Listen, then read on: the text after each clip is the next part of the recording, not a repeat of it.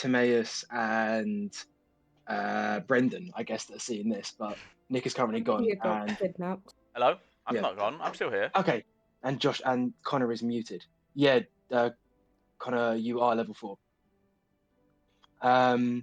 Yeah, okay, so we will just jump straight in, and I hope that Connor can unmute himself when he needs to talk.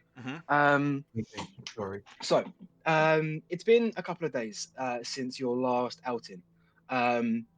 Again, the loss of Brutus has been, I'm sure, affecting all of you very deeply. A couple of days. Yeah, well, because you during this time, Rivik has been has disappeared. He hasn't showed up since the day before you guys left, where he just kind of vanished and hasn't been back. A few days after, you, Timaeus, and Brendan see a group of robed individuals walk into the fortress. They have a swagger as if they own the place, and they are dressed in very clean, well-pressed white and red robes, bearing the insignia of the Church of Light. Quickly, quietly, they wander in, speak less than a sentence to Cathartic, and she is very, very quickly bundled away, from which you do not see her again. They're attacking my teammate. I attack. Okay. You lunge forward. As you do so, you feel an armored hand kind of rest on your shoulder. Turning around, you see Leon. Long blonde hair flowing majestically in the wind, a solemn look on his face.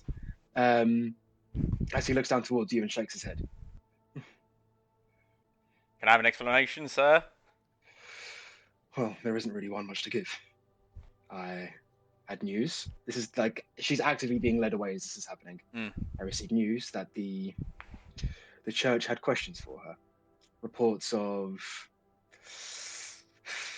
treasonous behavior. Heretical worship. And as part of our pact between the Incrementus and the Divinitas, I am not to stand in the way. We're going to be understaffed, sir. Well, I have had recent communications saying that may not be the case for long. Plus, Rivik is due back any day now. I hope he enjoyed his holiday. The next day, a wagon rolls into the fortress. It's armored, complete like a box of steel, being dragged by 2 horses. A scribe wearing the same uniform as Kit exits off the front of the horse, unlocks a heavy padlock on the back, and like a beast being let out of a cage, Rivik emerges. You see his hands are handcuffed by these enormous gauntlets, and there is a heavy chain around his neck. Rivik, what do you look like? I guess unsteady on his feet. Like the only nap he's probably had since he disappeared is like on the wagon ride back. So yeah, kind of unsteady, maybe a bit shaky, and like one pupil is just fucking dilated to the max. The scribe is going to look to you and hand you a small vial and say, remember, take detailed notes about any effects you experience with this and how it impacts your situation. I will do my best to improve your concoction. Oh wait, I need to unlock you first, don't I? As he quickly is going to release the bindings that you have surrounding you. As he does, I appear behind him holding a spray bottle just in case. Yeah, so the scribe is going to hand you this strange, murky liquid before hopping back into his car. So how was your holiday? Oh, he's got. He pulls down like where the collar of his cloak is, and you just see like 5 different fucking jab marks in his neck. It was an interesting break from the usual action. Where's the rest of the team? I clap a hand on the shoulder. I have a lot to catch you up on. Come with me. And I'm going to fill him in on the horrible death of Brutus, and how Cathartic was arrested for possible treason. But good news, we have 2 new members that are apparently coming soon. Cathartic being arrested for treason. I mean, that It makes perfect sense, makes doesn't sense. Let's- But Brutus, I'm surprised. it? I know, it's a tragic loss, but the entity we fought was beyond anything we had ever seen before. Maybe... And it, I just feel like if you would have been there, things had gone a lot better. well, perhaps. I mean, it regenerated, Yes, and I stabbed it really, really hard. and Brutus still chose to attack him. It was not his best move, and it was counter against my direct orders. But yes, he did. Though to be fair, he's Brutus. I'm sure he thought he could survive, and to be honest, so did I. Well, I hope these new recruits are up to scratch. Let's be real, they aren't going to match Brutus. So, Timaeus, Brendan, and Rivik, I'm imagining you're having this conversation in the mess hall, you know, getting your breakfast Yeah, in, start of the day. Sure. So, as you three are sitting there, you know, posted about eating, kind of picking your food whilst having this conversation, Chris, what do they see? Just for no apparent reason, you just see like the doors to the mess hall just slam open, Oh no! and you'll sort of look like eye level, and you'll notice at first you don't see anything, My God. and you look down, Of course. and you see a very familiar face. Is it just Brutus again? You see a sort of more mechanical looking equivalent of Brutus. Well, I say equivalent. You do see Brutus Again, come do you know through. I knew he wasn't dead! Towards you. Do you know that Comes and shoulder that sits you got? down. The way that I would describe it is, you know, the shoulder that you rescued. Yeah. That and the head is the only bit that isn't mechanical. Oh my God, is it actually... Brutus, are you with us? Is that really you? I just sort of sit down at times like, oh, you're right, lads. What's for breakfast? Talk about a fucking hangover. What the fuck? Just fucking sits down. What food are we having? You right, guys? Are you dead? Or am I dead? Nah, no one's dead. Walking in behind your long lost companion Is another. Cathartic's identical twin sister, right? No, this is not cathartic. But yeah, no, is another figure. Sonia, could you please describe how your character enters the mess hall? You see a fairly tall, skinny woman in a half plate. She's got very dark skin and almost blue hair, held back in a rather tidy bun. Who's kind of looking, whose eyes are solely fixed on Brutus, and she just glances around the rest of the room. Accompanying her is what you'd hope to be a dog. Instead, well, if you give it a closer look, it looks like it might have been a dog at some point. It's now more of a mechanical creature that uses bones as its sort of skeleton with mechanical additions, keeping it going, like gears and motors and stuff. I ignore you completely as I'm focused on Brutus 2.0. What She's the going to come in and also sit down at the table. Okay, Brutus. But I'm right? going to need an explanation on what the fuck. Mate, you gotta realize that, you know, death for some people, that might be the end. For me, that's a setback. God, you're so cool, man! I knew death couldn't take you. If we ever find that flesh monster again, we can just throw you at it, because it doesn't matter how many times you die to it, you'll just keep coming back. I mean, I've got to settle the score with that thing. Alright, well, we'll train hard. We've got magical items now. That reminds me, Rivik. Here, I hand you the dagger and sword chain combo with the +1 already embedded in it. We found this, and it looks like you could use it. I do enjoy the pairing of the weapons. I only wish we Exquisite still... craftsmanship. I only wish we still had Cathartic's mace, because that had the invisibility thing, and you'd be really scary with that, but alas, it was confiscated. Holy shit, who are you? And I look at Sonia's character, as I've just noticed So that. Esmeralda, the weapon on your hip weighs heavy as you're having this conversation. Oh. Oh. Fair enough. I mean, I don't notice this, I've just noticed her. Who are you? Greetings, everyone. My name is Esmeralda, Dr. Esmeralda. I bring you the great joyous occasion of returning your colleague. You're the reason he's still alive? Partially, I would like to say Kinda, that mate. I assisted. Thank you. You are Legitimately, most thank welcome. you. You are most welcome. And you would be? I am Lieutenant Timaeus Thunderhorn, a leader of the Last Resort.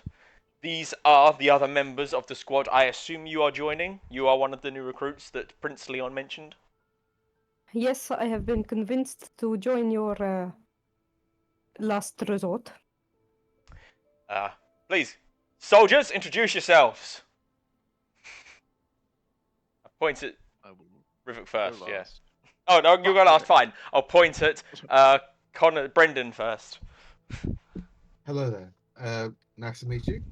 And well, I must thank you for bringing I want to say reviving him, or bring him back. He's immortal. I'm pretty sure you made him immortal in his mind. Already was, mate. Clearly. Yes, well, there was a favor that was owed, but well, he is back now, and that is all you need to really worry about, isn't it? Yes, and I welcome you to this team. Pleasure to meet you, Brendan. As you guys are having this conversation, you see the armored form of Prince Leon walk into the mess hall. You kind of scan for a second before looking down at both the abomination that is Brutus and the strange half-zombie death dog which sits next to your table. You kind of see his shoulders lower before he steels himself and makes his journey over. I would have hoped we would have been introduced properly before you arrived, but it is wonderful to see that you managed to arrive safely. I'm not going to lie, I was half worried that the surgeon's negotiations were untrustworthy, but she certainly has stuck by her word. My name is Prince Leon, and as per your master's instructions, I will be your commanding officer as you reside in this base. As he extends a hand towards you, Esmeralda. Oh, get up and shake his hand. Thank you. Brutus, it is wonderful to see you back, my friend. I was worried we lost you for good. Nah, you needless gotta to- get rid of me that mate, early, mate. Easy there, mate. Either way, having one of my best soldiers back in the field is certainly a good sight to see. Unfortunately, Lieutenant Timaeus, I feel like I owe you an explanation. Please.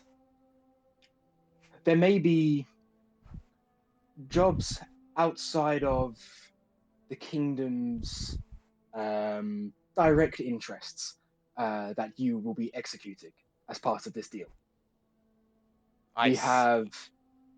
We have come into contact with a being of great power, and in return for that power being shared with the Incrementus and for the revival of one of our best soldiers, sometimes we may have to do some favors in return.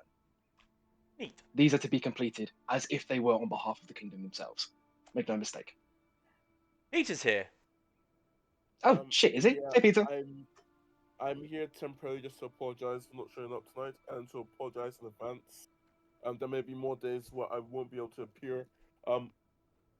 Thankfully, I've technically finished the academic portion of my apprenticeship, but because of that, I'm now preparing for my endpoint assessment, and so stuff has like gotten more work heavy for me. So It's all cool, I'm man. really Just sorry. I found out yesterday that there was a whole bunch of stuff I'm way behind on. I'm trying to catch up with it. You're good, man. Come and go as you please. It's all right. Yeah. Yeah, I am really sorry, but I will try to You're do fine. better in the future. Apology Just accepted. last minute. Okay. Have a good game, everyone. We will. Thank you. Right. Have a good night, mate. In that case. Also, Oh, go on. I'll be doing my birthday party later in July off the Fancy Forest, or maybe 23rd, 24th. Plan is to do like a potluck thing. So I sent Ooh. invites out. You guys come by. There'll be good food, good drinks, and hopefully Cool. good sun. That'll be in the Far middle as of the you're aware, week, so I'm not sure if I'll be able to do that, mate. But we'll see. All right, see ya, buddy. See ya, All mate. right, Bye. I'll see you later. Right, I, what were we doing? Oh yes, I was still talking to Yeah, Prince Leon. Yeah, And Prince he Leon was was going to say, in terms of the nature of this entity that we have discovered, I will. Well, I wouldn't want to rob Esmeralda here of the joy of secrecy. So I will leave it to her to divulge however much she wants. But needless to say, so far, they are a trusted ally. right. So, with all due respect, I do have some questions. The first and most pressing is, I point at Brutus. Mhm. What the hell? How long have you known about this, and why did you leave us to mourn when this was clearly happening? At the time of mourning, I had no idea. I only found out yesterday when I told you that we should have new recruits. And to be honest, I didn't exactly believe it. Okay, well, fair. I'll be honest, mate. I never thought I'd actually make a mistake in my life, but unfortunately, I've got to hold my hands up. I did make my first ever mistake. We're all as Yeah. surprised as you are, but maybe next time you'll listen to my orders when I tell you to run away. I know it's very unusual, but it will keep you alive. Yeah.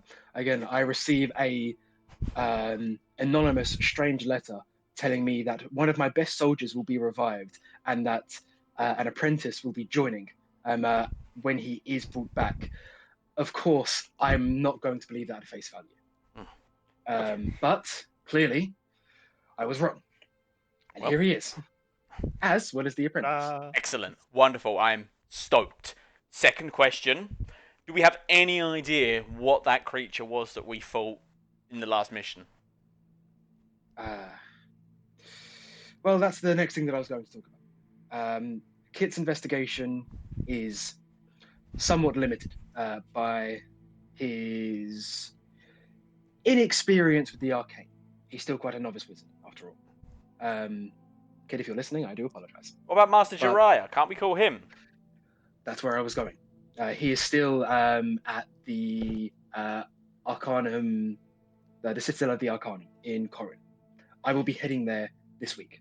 I will be gone multiple days, both journeying there, having our discussions, and journeying back, relaying whatever information we have got, and trying to form some kind of a plan against these flesh monsters. In the meantime, me being absent, I will not have any kind of missions to give you.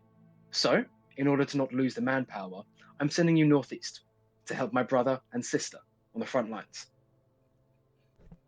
Yes, sir. It's been so long since I've been on a front line engagement. This is going to be like the old days. We're going to hold a line. We're going to take a hill. It's going to be great.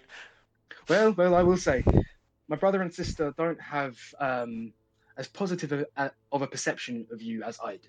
I know you can be trusted as soldiers and as loyal servants of the king.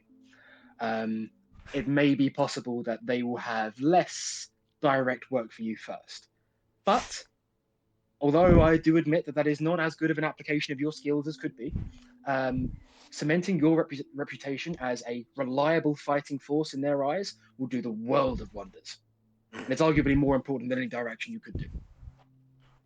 After all, they each do control a quarter of the military. Yes, sir. I mean, I was always under you, sir, in the 1st Battalion, but I look forward to it, sir. Not my Again. usual kind of thing, but I'm happy to give it a try.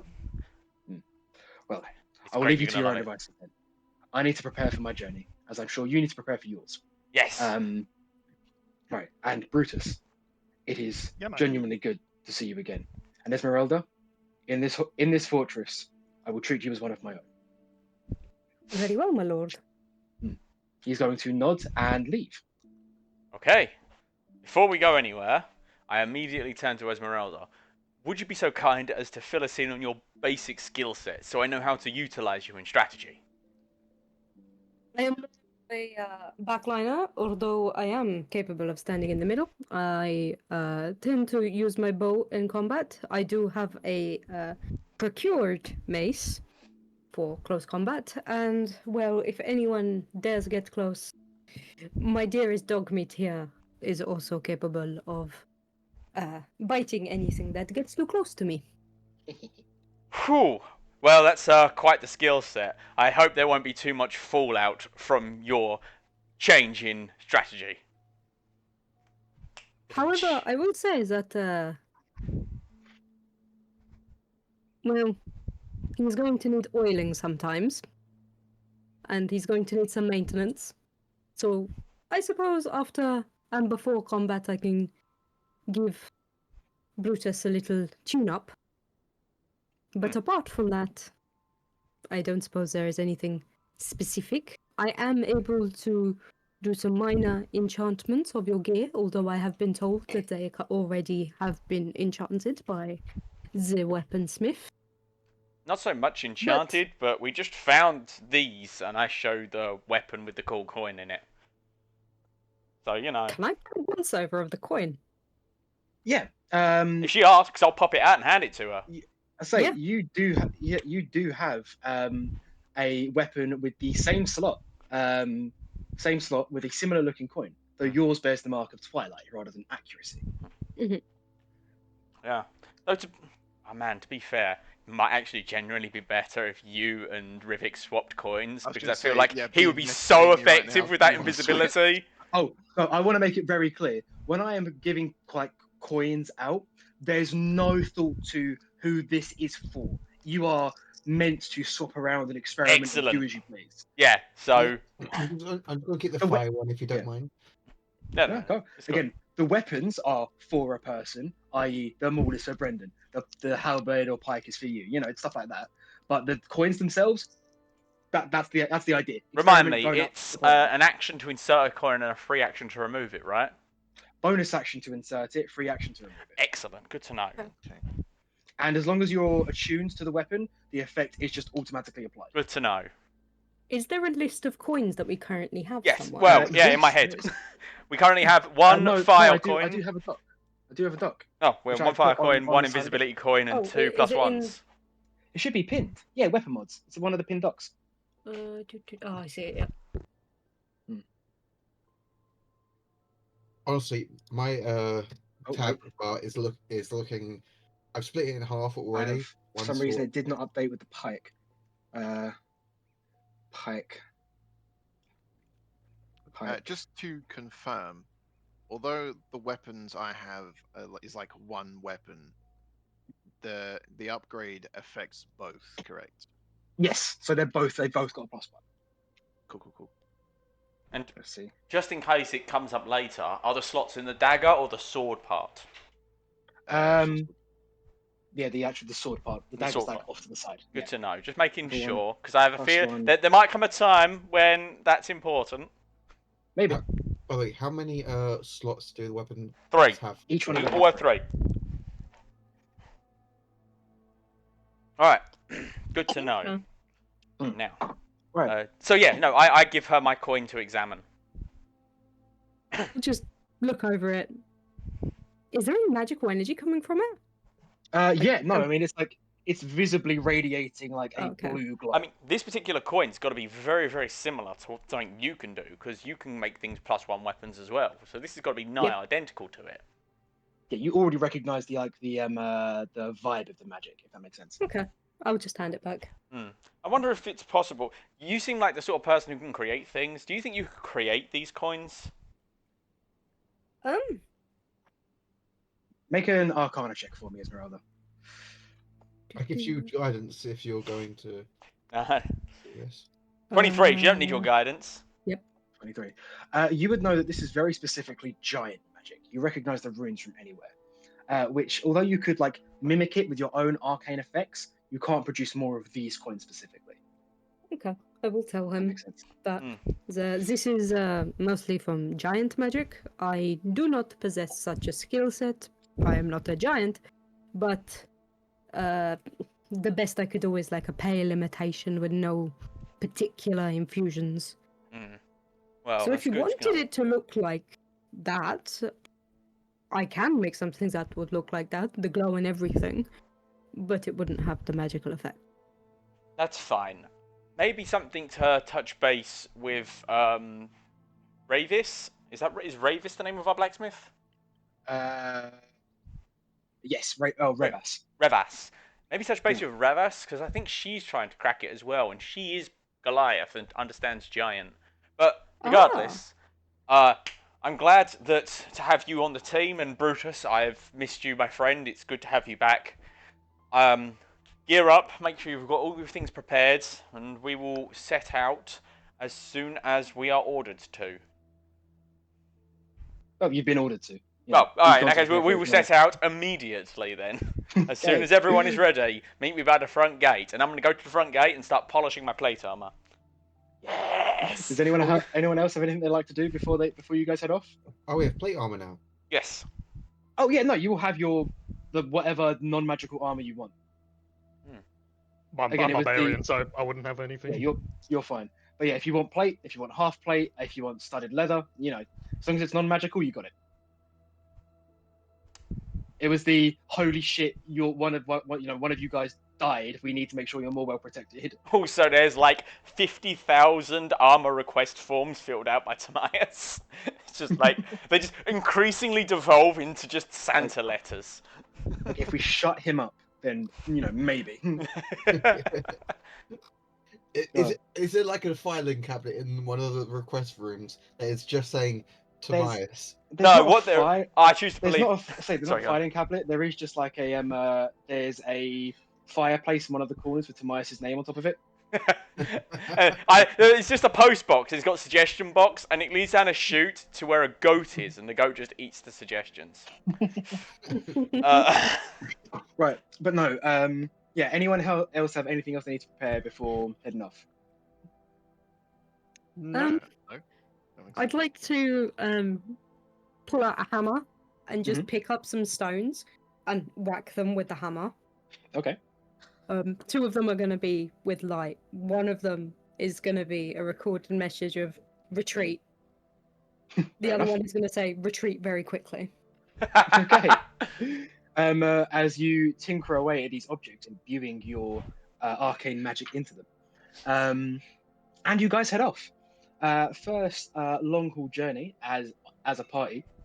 You guys make your way northeast towards the front line of the combat. It takes a couple of days to get there. And the first night you find yourself parked up camping around a fire pit in the middle of dense forest. Again, Timaeus, as you're sitting there, you see Brutus, half of his flesh being melded with metal, the strange robot zombie dog. I'm assuming Brendan is praying and Rivik is somewhere skulking on the edge of the forest line. Speaking of Rivik, did you guys swap over your coins? Did you decide to keep them? What's Rivik's coin? +1 damage and +1. accuracy. Oh.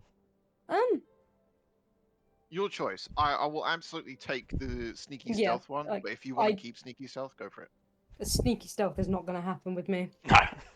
So you can have that one. I will take your +1. Alternatively, if you feel like you're not going to use your mace ever, you could just give both to Rivik. Yeah, you know what? I will give both. Or, as I'm the frontline fighter and I need to hit, I could have both the +1s and have a +2. Yeah, I will give it to Brutus. Oh, Brutus hasn't got a weapon Well, that is equipable I to it, don't. unfortunately. Yeah, I don't have a weapon. He to lacks put them he in. lacks the battle axe. I am not gonna. Circle back to I'm that gonna later hold on. on to it for now. Then Aww. Brutus is my test subject. I Brutus see how will it get is. You're willing to give it to Chris, but no, you're willing to give it to Josh, but not to me. Right, so who has what? Who has Okay, Sonia has +1, I have a +1, Josh has the invisibility, and Connor always has his fire damage. Okay, so Josh has the token of Twilight, and Sonia now has the token of accuracy. Real quick, Okay. the weapons require attunement, right? Yes. Yes, but it's only one attunement slot. Like both weapons. That's fine. Yes, it's one. The pair is one item together. Okay, cool. Okay. Right. So, yeah, as you're sitting around this campfire, is there any discussion to be had? So, I've been thinking that my That's a voice dangerous doesn't really place. fit my character. I'm trying to do something deeper, like more commanding, but I keep forgetting. So imagine that my voice sounds more like Captain America's from the Avengers, alright? Even though I can't pull that off. Must have been the wind. I can do this all day. But no, I No, mean, you're not gonna. I fucking.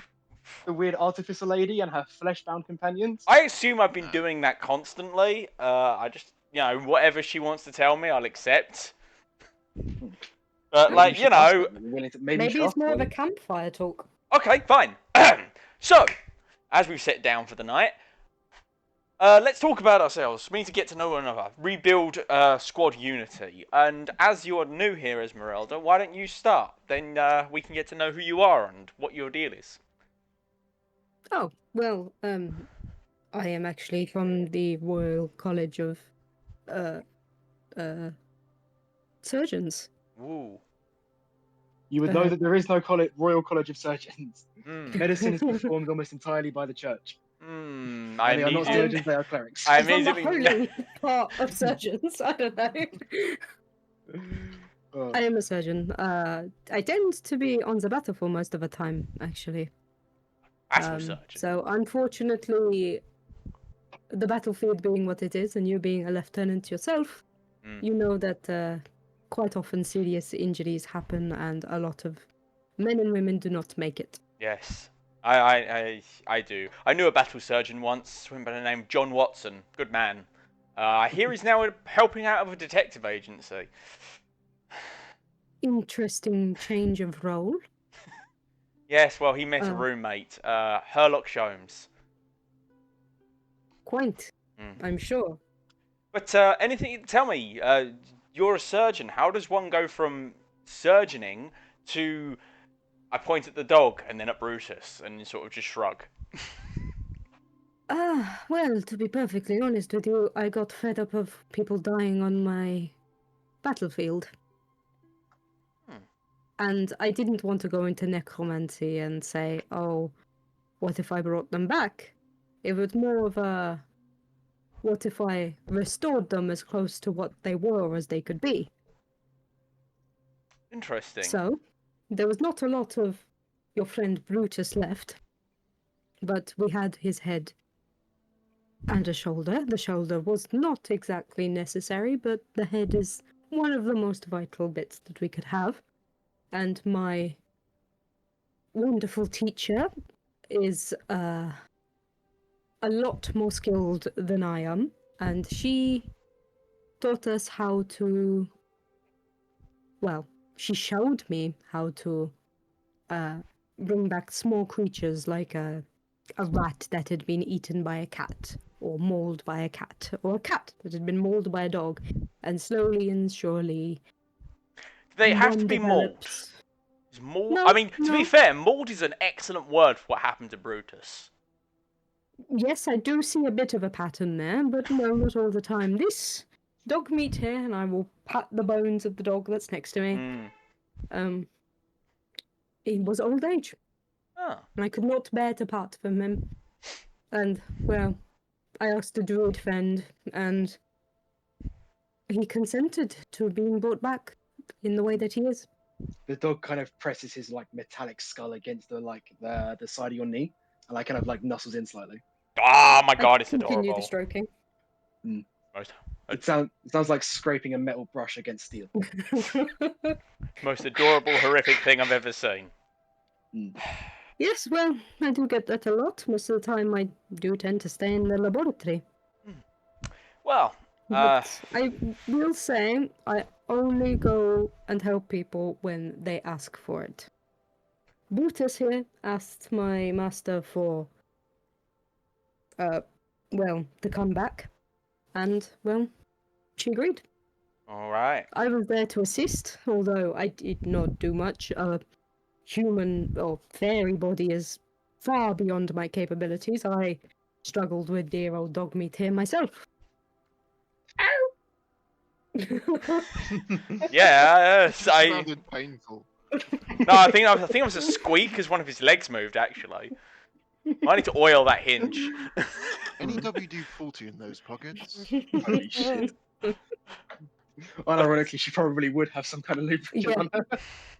There is like a pile of like mechanical instruments that I have with me in my backpack just to Oh, I'm good. initially to do repairs on dog meat, but it's now there to do repairs on Brutus as well. I'm convinced 50% of Sonia's characters always carry lube for some reason. Ew. I'm just It's funny, saying. it's like there's an actual pet for the group now, but that is not what the spray bottle is used for. No, I was No, gonna it's still say. used for Rivik. Rivik is Speaking still of- my pet cat. Ah, Speaking of, how are Rivik and Brendan reacting to this entire situation? Brendan is currently checking his Bible and scriptures to see if this is an affront against anything. I mean, Jesus seemed cool with it. I'm just gonna say that, you Yeah. know. He's Flipping through, cool with it, but he's also doing a deal, so I don't know if. again, flicking through your book, there's nothing explicitly banning it. And again, need I remind you, Jesus did agree to this. Like a direct descendant of a divine being went, yeah, this is okay. Which I think kind of supersedes any kind of man-interpreted holy text you might have. Yeah, this is like Old Testament versus How- New Testament. You're not how a engrossed in fantasy this Jew, are are you? you? Yeah, but I add this. This scripture is my personal one, so I'm allowed to add minor edits in the margins. How engrossed Jesus in this said are it's you? okay. Yeah, Connor. Brendan. Yeah. How engrossed in this are you? Not very. Just listen to the story. Just flicking through the text, like on my side.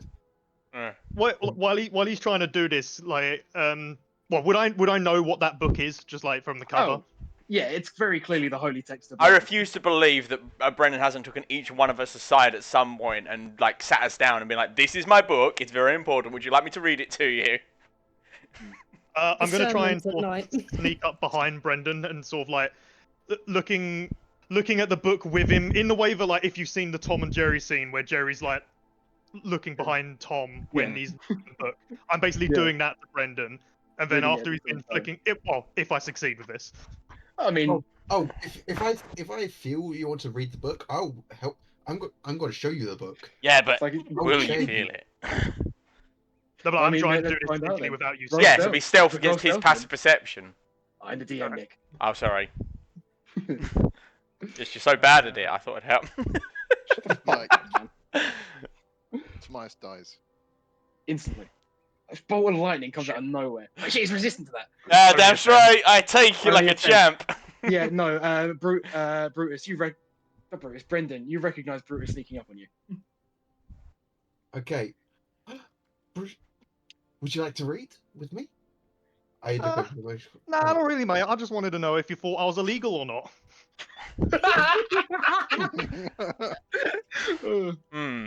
How do you respond, Brendan? Your situation is not in the text, and you were introduced to me by Holy Prince Leon, by Holy Father Leon. I have no problem with you. You are- Awesome.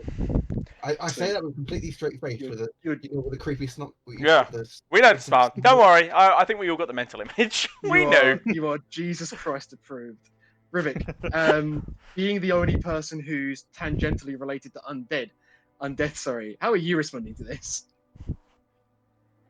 Why undead? Yeah. I think he'd like to know whether he's in the book as a bad thing, but not because he cares. Just he wants to make sure, like, Brendan's not gonna fucking turn on him in the night.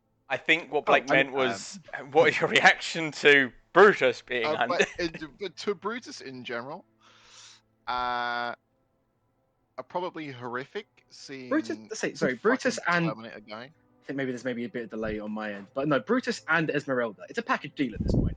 Nah. Plus the knowledge that they are both actively working with, and Brutus had prior knowledge of whatever fucking master Esmeralda is describing. I see no problem with this. This master you serve, who do they serve? Do they work for the churches? As far as I'm aware, she's in a morally grey area. I mean, good. again, organizationally, you would know that she is completely independent. She serves no one but herself. That's very clear by how she acts. She's very independent. She serves herself. And for what purpose? The furtherment of knowledge, of course, as well as her own purposes, I suppose you would like to say that. I have worked a great deal with those who wish to further knowledge. He does like the commas. They are rather interested in my predicament. All I ask is that you do not jab me in the neck with suspicious fluids. What if I jab you with a few spanners and hammers and I just pull them out of thin air? And a scalpel, for good measure.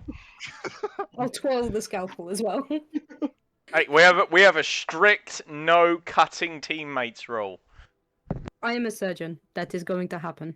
All right, but only for like approved medical, only for approved medical natures. We have a strict no rule. I'm going to ignore it. Fine. Yeah.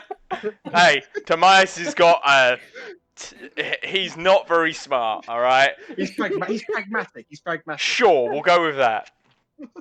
Sometimes surgery can be used as a preventative measure.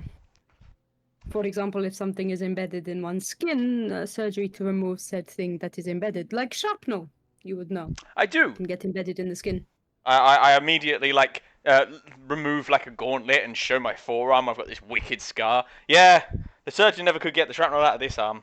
I'm still in there somewhere. The surgeon is awful. Mm-hmm. Come here, and I will yank his arm closer. Ah! Okay. Sure. I mean, you know, if you think you can. Like a surgeon's tool You check. know what? It would be... Am I? I really hope you're on a natural one and just chop Tomias's arm So off. it would be your intelligence plus your proficiency. Tomias is gonna have a prosthetic limb for the rest of the campaign. Hey, well for Lee. Lee did fine. Honestly, Oh, I would fuck let yeah, it be either intelligence, dexterity, or wisdom, but I feel like intelligence is probably your best bet. I mean, it's medicine check, wouldn't it? No, it's surgeon's tools. No, but I mean, like, medicine is wisdom, so surely surgeon would be No, wisdom. but this she's using surgeon's tools. Fair. And I'm imagining it be more like she has a perfect understanding of anatomy. Well, 9 that's plus 4, 12, 13. 13 plus proficiency, which is 2. 15. 15. That's not bad. You're able to get the shrapnel out. Ow! But you maybe make a bit more of a mess internally than you probably could have done.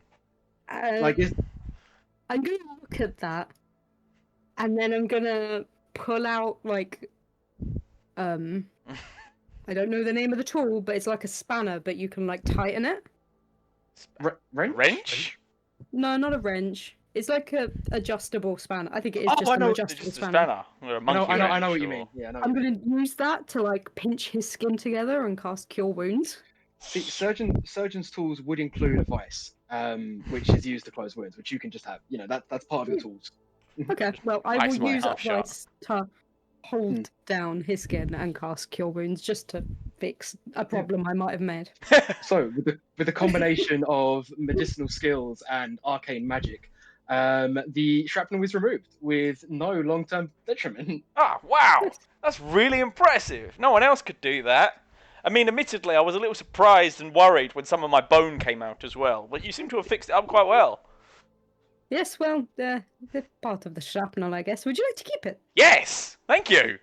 I take it... What weapon is this from? What Uh, metal do you have? This now was that you're- from a hand axe that someone threw at me, and I caught it on my forearm where I went to do my shield but missed. So there's just you've now got a tiny like fragment of a hand axe blade. Yes, I figured it's like the tip of the blade that broke off in my forearm. And I'm going to immediately look at Esmeralda and say, do you have a drill?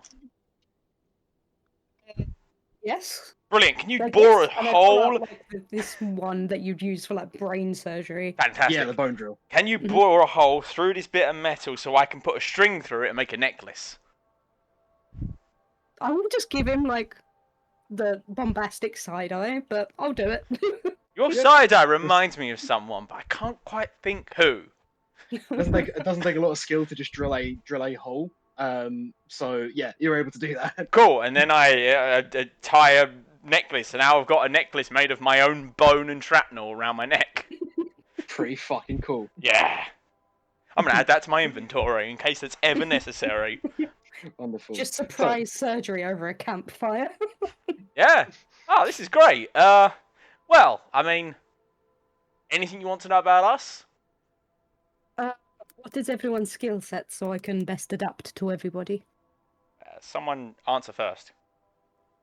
I am frontline support, I would say. I do massive. I can deal massive damage, but and also heal as well. I do want to say terms like paladin, cleric, wizard, fighter are established terms in this world. Oh, Like they, Okay. yeah.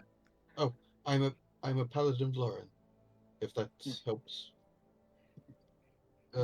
So you must have been very pleased to meet your employer. Oh, most definitely, holy Prince Leon, son of Lauren. Say, does Esmeralda think that like the Royal king family. is a reincarnation? Yeah, the king is a reincarnation of Lauren. No. No, she doesn't. But she is going to just, play nice. Ah. Yeah. Well. Okay, Rivik. Do you wanna, go up next? Ever since the Ranger days, I've served as a form of skirmisher. My preferred method is to move in, slice quick, and move away. I've worked with many scouts like you before. It's a tough job, but someone must do it. Alright. And I'm Indeed. assuming you know how Brutus fights. I hit things, then I hit them again, Yes. and then I hit them And again. they hit back. To be But fair, they don't hit me as hard as I hit them. I am very similar to Brutus. I also hit things and then hit them again and then hit them some more, but I hit them from a slightly further distance away. I'm gonna just give them both like a kind of not exactly surprised, but more of a what have I gotten myself into look. That's good. It's a change from the bombastic side eye. I'll take it. Yeah. I see. I will have my work cut out for me then. As long as people stay near me and follow my orders, they tend to be fine. It's when they go off on their own and charge the thing I told them not to that things start to go south. See, that's bombastic side eye. But I yeah, don't know who you're talking about, honestly. Brutus would never make such a mistake. I couldn't And I tell will you. wink after I say that. Just Tamias just nods knowingly, and then look like internally has no idea why you winked. Very Tamias. He doesn't. He doesn't understand social cues. His all of his mental stats are at best average, and at worst a -1. He is a fighter, and he's like battlefield strategy that you learn from experience, not intelligence. Understood. But yeah, no. I mean, if you're interested, I could also tell you my personal story. Of course. We have nothing but time until we decide to go rest for the night. Well, I was born in a very nice hot spring village that went by the name of drawing this out. So yes, called Rhyme Glen. It's up in nested in a volcano, so the hot springs are all natural, and we have a little village up there, like I said, and I grew up joining in with the local militia that protected the town. I got pretty good, I'd say. I was definitely one of the better fighters. And I probably would have stayed there my entire life if it wasn't for one event where the village was attacked by this terrible, overwhelming force of just so many of bandits that attacked. And I was put in a position where I knew that I could not survive. But then this mysterious and powerful warrior appeared, who slew the attackers single-handedly in a feat of such raw and incredible strength that it only reminded me of one figure, a figure I'd heard about but never really seen. The king. It must have been the king, and from that day I knew that I would dedicate myself to serving the king, and thus immediately joined the Royal Melita. Stayed with them for a while until they tried to put me back into the Stabilis. The Like- Incrementus, which is the army, Yeah. and the Stabilis, which Yeah, is like the town they tried to guards. move me back into the Stabilis for my rotation, but I knew I could do better, do more. So that's when I officially resigned and started up at the Last Resort, which, originally wasn't super related to the crown, but we did jobs for them, and then Prince Leon took over the base we were operating out of, and now we're here. Phew. Pretty succinct summary. And then Brutus died. Yeah, and then Brutus died. Yeah, these see. things happen. So yeah, It's only fair you learn a little bit about me, I suppose. I'm all ears. Except I'm a Oh. Dragonborn. I don't think I have ears. There you have ear holes. Blake, who would It's the all holes. surgeons learn from? Like, do you is mean? there some sort of guild or like college that they go to learn before Oh, yeah, being sent to the battlefield? There's medical schools, but most of the medicine is done under the churches, specifically the Church of Life. Okay. Well, But obviously, as you lo- know, if you're not divine, then you don't really have a place there. If that makes sense. okay. Okay. Makes sense So why you would leave. I was born in a little village called Veldun, where my mother actually was a surgeon. And she was mostly a midwife because it was a small village, but when the drums of war decided to rage, she decided that it was her duty to go to war. And she did not return. But me being me, of course, very stubborn, wanted to follow in her footsteps, so I went to the exact same school of medicine that she went to, learned how to be a surgeon, and I thought about going into the battlefield and being a surgeon, but I didn't want to end up like my mother did. And it wasn't until a dear friend of mine decided to join in the battle, and he was very stupid. Kind of like people that we have met before. And I'm just gonna look at Brutus at the corner of my eye. Very foolhardy, and I knew that I had to go with, otherwise he would get himself killed. But, well, there was a lot of death there, and some people can cut that, but when you're a surgeon like me, you do learn how to put your emotions to the side and think clinically, but eventually it does get to you. There is a lot of death that you see, and a lot of people begging for mercy, whether that be you helping them and healing their wounds, or giving them a quicker exit, as you would say. I didn't want to do that anymore, and I followed some rumors, listened to some stories, travelled a few of the taverns and inns along the roads, and learned about who is now my master, who was quite adept in making sure people didn't die at her surgery table. And I wanted to learn more, and that's how I met her. Of course she said no, and I begged and pleaded for a very long time. I think in the end she just got fed up of saying no and let me stay. Well, that's quite the story. And I feel privileged to have someone who can patch us up and bring back the dead, seemingly, on our side. Please know that should I fall in battle and you can bring me back, I blanket give you my permission, consent to do so. I can always do more work. I will bear that in mind. However, there is a form that I make everyone fill in, and I will just kind of pull out this like unfathomably large scroll of like terms and conditions that he has to read, and I pass it to him. He will take it and legitimately start reading every single page.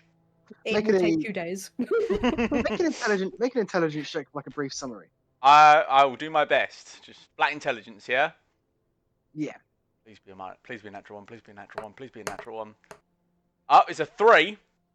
It's a 3. Something undeath, something machines, arcane, blah blah blah blah. Who cares?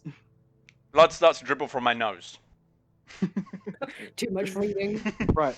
Before we move on to the actual session, I'm gonna go piss real quick, and carry on having your in-character discussions if you wish. So, as we're in the sharing circle, anyone else want to give their life story? I'm sorry, mate. I don't talk too much about my past. Got to keep that stuff a secret, you know. Not really, but okay. What about you, Rivik? You're murder hobo. How'd that happen? I am not a murder hobo. I worked for the king and his army. I served with the Rangers, I did my time, and I was good. But we went out, we scouted. Bastard vampires. Couldn't even turn me into a spawn, they just left me. Wounded. And whatever they use to twist people left me scarred. Now I'm just, well, diseased, if I'm being honest. I mean, we have a surgeon here. Maybe they can doctor you better. I have spent a long time under the Arcanum, friend. If there was something that could rid this curse, disease, they would have done it a long time ago. They experiment on me every now and then. They give me cures, inverted commas, and when they do not work, they put me to work as a weapon, which is why I am here. Well, that's rough to hear. But do not lose hope. I am sure that somewhere out in this mystical, magical world, there is something that can help you, my friend. And I promise that so long as it does not violate the terms and conditions of our contract, I will help you find it. Thank you, friend. What about you, Brendan? Any great ground-shaking backstory you need to share? I was born and raised during the period of collapse before the king rose to power. Needed somewhere to stay. Was adopted by the local church. Found solace in the teachings of Lauren. He became my everything. So that's what I became. I became his will. That's what my feeling is. I feel like he is here, and he is leading me. Again, That's who the king is. when you heard of a figure who, out of nowhere, was forging political deals that were shaping a continent and somehow bringing reform that improved the lives of tens of thousands of people, there's only one real explanation for that. Lauren made manifest. He descended. And Cool. now he's leading. Well, I'm glad we had this sharing circle. I've got so much to put into my next letter back to my parents. Who are still alive and Yeah, happy. and they're alive, they're happy, they're well off. I think, Yeah. my dad's a blacksmith. My mum's Your the mum's mayor. actually your mum actually owns like half of the hot springs. And She's all, like, mayor's not the official. There is no official mayor of the village. It's quite small, but she's sort of like acting mayor. She doesn't like charge like exorbitant rates or anything, but it's a little fee. No, it's a good. Yeah, It's actually quite generous. She reinvests it well. Yeah. No, I will say, I find it quite surprising how few people I meet and talk to seem to have living parents. It's kind of a surprise. Does anyone in this group, apart from Timaeus, have living parents?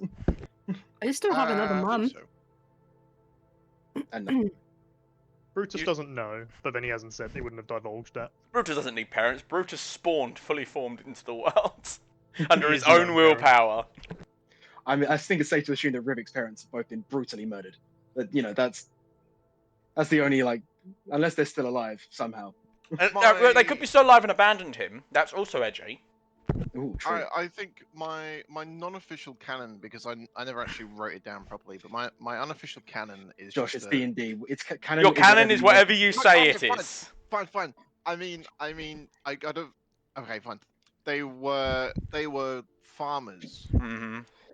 outside of the capital, Mm-hmm. which is where he grew up. And then he grew up old enough and was like, "Fuck this farming life." That's when he went to join the Rangers. So I probably would have popped in every now and then, but grown distant. So It was a strange. What crops did your parents farm? Shut the fuck up, Nick. No one cares. I No, care. fuck you. I know this. They it was a whole ass load of wheat Wheat. because my druidic focus is like a straw wheat, a wheat straw. Are you sure was it razor grain wheat? Because it has so much edge. Razor grain is a okay. type of wheat. Yes. Okay, fun. Okay, Yes, yeah, it was. yeah, okay, It worth got it. Worth the so setup. fucking edgy. Yeah, that was worth the setup. I'll give you that, Nick. Well Thank you. done. Right. So, having divulged your innermost and darkest secrets to each other, you begin your journey northeast once again.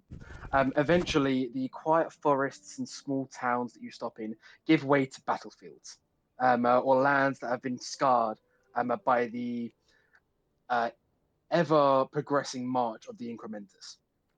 Eventually, you come to the military camp where you have been assigned. It's maybe about a 6-hour march from the very, very front lines. The towns that you find yourself in, half of them have been leveled. A mark of a civil war which has been fought now for 20 years, that, at least on the edges, is still raging. In the middle of this military camp, scattered around, you see, again, soldiers training in perfect formation, each of them bearing the mark of the kingdom. Their captains, their lieutenants, and their... What's above a captain? Commodore, Commander. Commander, there we go. Yeah, Commander. Yeah, no, it goes Commodore, Lieutenant, Captain, Commander. Okay, yeah. Their captains and commanders making sure that their hundreds of troops are in perfect lockstep, that their gear is up to scratch. And in the middle of all of this, you see an opulent tent.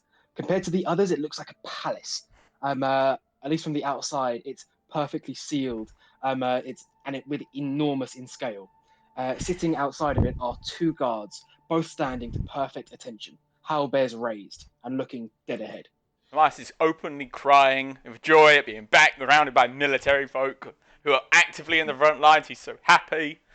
He's home. Oh, put yourself together. All right, soldiers. Sorry, I shouldn't have said it. Guys, as a squad, what do you feel like we should be called? Because I feel like soldiers. Not all of you are soldiers. I don't want to say squad mates or teammates because that feels a bit. Maybe just team. We'll go with team. All right, team. I'm going to need you guys to be on your best behaviour. Don't make me look bad in front of the other soldiers. I feel like, didn't we have a talk about a name at some point? Yeah, with the last resort. But that's that I can't say last resort every time. That'll get long-winded. Okay. I mean, I have... What if you just called us resort? Well, that just sounds like we're going on a hotel, which I don't... You know. Every day with Brutus is a holiday. Right. Last resort. As an aside, I have come up with a battle chant. So whenever we go into battle, I want all of you to go together. Last resort, ad phenum. All right? And I we'll rehearse later, okay? But for now, don't make me look bad. And all right, lockstep, soldiers, let's go. And I start doing my perfect parade march, and I assume they're just sort of walking behind me casually. Yeah. As you approach, one of the 2 guards is going to look at you, Lieutenant Timaeus. He's going to salute, and say, "Lieutenant, we've been expecting you." I immediately snap the salute back, and I say, "Thank you. Do you have directions on where we are supposed to proceed?" Yes. So a second, Blake stuttering for a moment. Mm-hmm. Yeah. Princess Lithyra and Prince Olan are expecting you inside. Lithyra and Olan. Mm-hmm. What rank is this man? This just looks like a soldier, like a foot soldier. All right. Good job, soldier. We will proceed at once. Thank you, sir. I nod and begin marching through, head held high, tail swishing like a puppy. You march into the tent, all of you as one gaggle of chucklefucks. This tent, when the outside look opulent, the inside is like a palace. There are silk chaise lounges on the side, candelabras hanging from the wooden struts of the support. There's like a golden tray of fruits and grapes and all of that on the side. Jugs of elegant wine, like lined with gold. And in the middle of everything is like a beautiful mahogany table with what looks like a map of the local region. On one of the chaise lounges is a man is a generous description. He's maybe 18 or 19, kind of like sitting there, laying back with this sour look on his face. And standing over it is a woman in half plate, long sword at her hip, who's kind of standing over the table with both hands. You hear her say, "You're not taking this nearly as seriously as you should." And the younger man is going to go, "Stop acting like I'm some kind of spoiled brat. I'm objecting to this on an ideological level, but no one wants to listen to me. You're impossible to talk to." And the woman is going to look over her shoulder as you walk in and say, "Ah, so you must be the goons that my brother is so obsessed with. Took you long enough to get here." Sorry. Cheerful one, aren't you? How do we spell their names? So it's Princess Lithyra, Lithyra, Lithyra, and Olan, Olan. Thank you. Olan. I am not going to react insulted to her tone at all. I'm just going to pop another salute and say, "Yes, Your Majesty, your brother ordered us here post haste to help you with whatever it is you need doing." You kind of do me a favor and roll an insight check for me real quick, Nick. I am also bad at Stick those. with your chip, So- aren't you? 2. Yeah, you don't notice anything. Yep, that's I'm going to say that Rivik, your insight is high enough because you know passive insight, you're wisdom based. That you notice as Timaeus salutes her back, her expression shifts barely, as if there was some kind of test and Timaeus just passed. She says, "Well, unfortunately, my brother here hasn't been doing too well advancing the front lines. So we only have a job in the back lines for you, if you're okay to leave us to our discussion." And Olan is going to look over. Yeah, Olan is going to look over and say, "There's no fucking discussion to be had. We're advancing too quickly. Any kind of military force that we apply is only going to make us more enemies and put more pressure. And the amount of deals that we're making is unsustainable. There's no way we can see how this web operates until it's far too late and everything collapses. Why is no one fucking listening to me?" And yeah, she's going to look over and say, "Well, if you wish to engage in this discussion, then I'm sure you can shake some sense into my younger brother here. Otherwise, I have your job prepared already." I would like to just glance over. Is there like a battle map or tables set up with paperwork? Yeah, she is currently lent over a battle map of the nearby area. I would like to take it in and see what I see with my practiced military eye. So you see, there's like a wall of soldiers, maybe about 5 or 6 different divisions that are advancing to the east. There's a couple of like hostile towns nearby that have been circled, but behind it, they've like tracked routes of the supply networks that get to the front lines to help these troops push forward. And one area has a large cross put on it. Lithara is going to lean over and point to that cross. The supply lines in this area have been cut off to the front lines. Our 4th division is on the risk of starvation if we cannot clear those routes. We have tried, no one has come back. All right, before I focus on that, and guys, I'm going to go on a bit of a spiel here, so if you guys want to jump in before then, just let me know. But, okay. I want to look over this entire map. Obviously, I've been in the military for a long time. Yes. First things first, what is the ultimate goal of this particular campaign? Like, are we trying to capture a town or a castle, or is it just a land grab? This is eastward expansion at whatever cost. Okay. And literally the NTR. Yeah. Okay. So one of our supply lines has been cut to one of our divisions. Yes. And can I look and try and spot what the prince was talking about being spread too thin? Does he look like there's any merit to what he was saying? Just because, again, Battlefield, you know what he's on about. He's talking not just... I mean, if you want to ask, you can talk to him. But he's talking more grand scale. But, if that makes sense. Okay, yeah, no, I get that. But, I mean... The way he was talking about, he thinks obviously we're expanding too fast, and so the deals we've got are probably shaky, and we haven't got the resources to spread as we're doing. Is that the general gist of it? I mean, you need to ask him for further details. Right now, all he's saying is that this is just accelerating too fast. Out right here on the battlefield now, it looks like you've got a decent advancing line and supply networks that are able to keep up. Yeah, okay, that's what I thought. Prince, sorry, Your Majesty, when you say that we are spreading too fast, what do you mean? We appear to have enough soldiers and supplies, and the only issue currently is the single supply line failure. You're... Sorry, Lythera, what was this guy's name? Timaeus, right? Yeah, Timaeus. Look, I've been studying battlefield tactics for as long as I can remember. I've tried... Oh, Pumpernickel! Really? I've got full bars. You disappeared from me. Was that just me? Oh. Yeah, you did.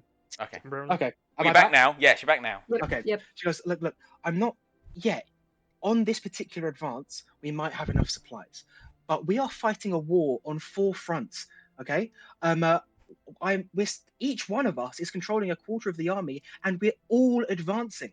The stabilis is sure, like protecting the lands at home, but the troops are being rotated out, and more are dying than are coming in.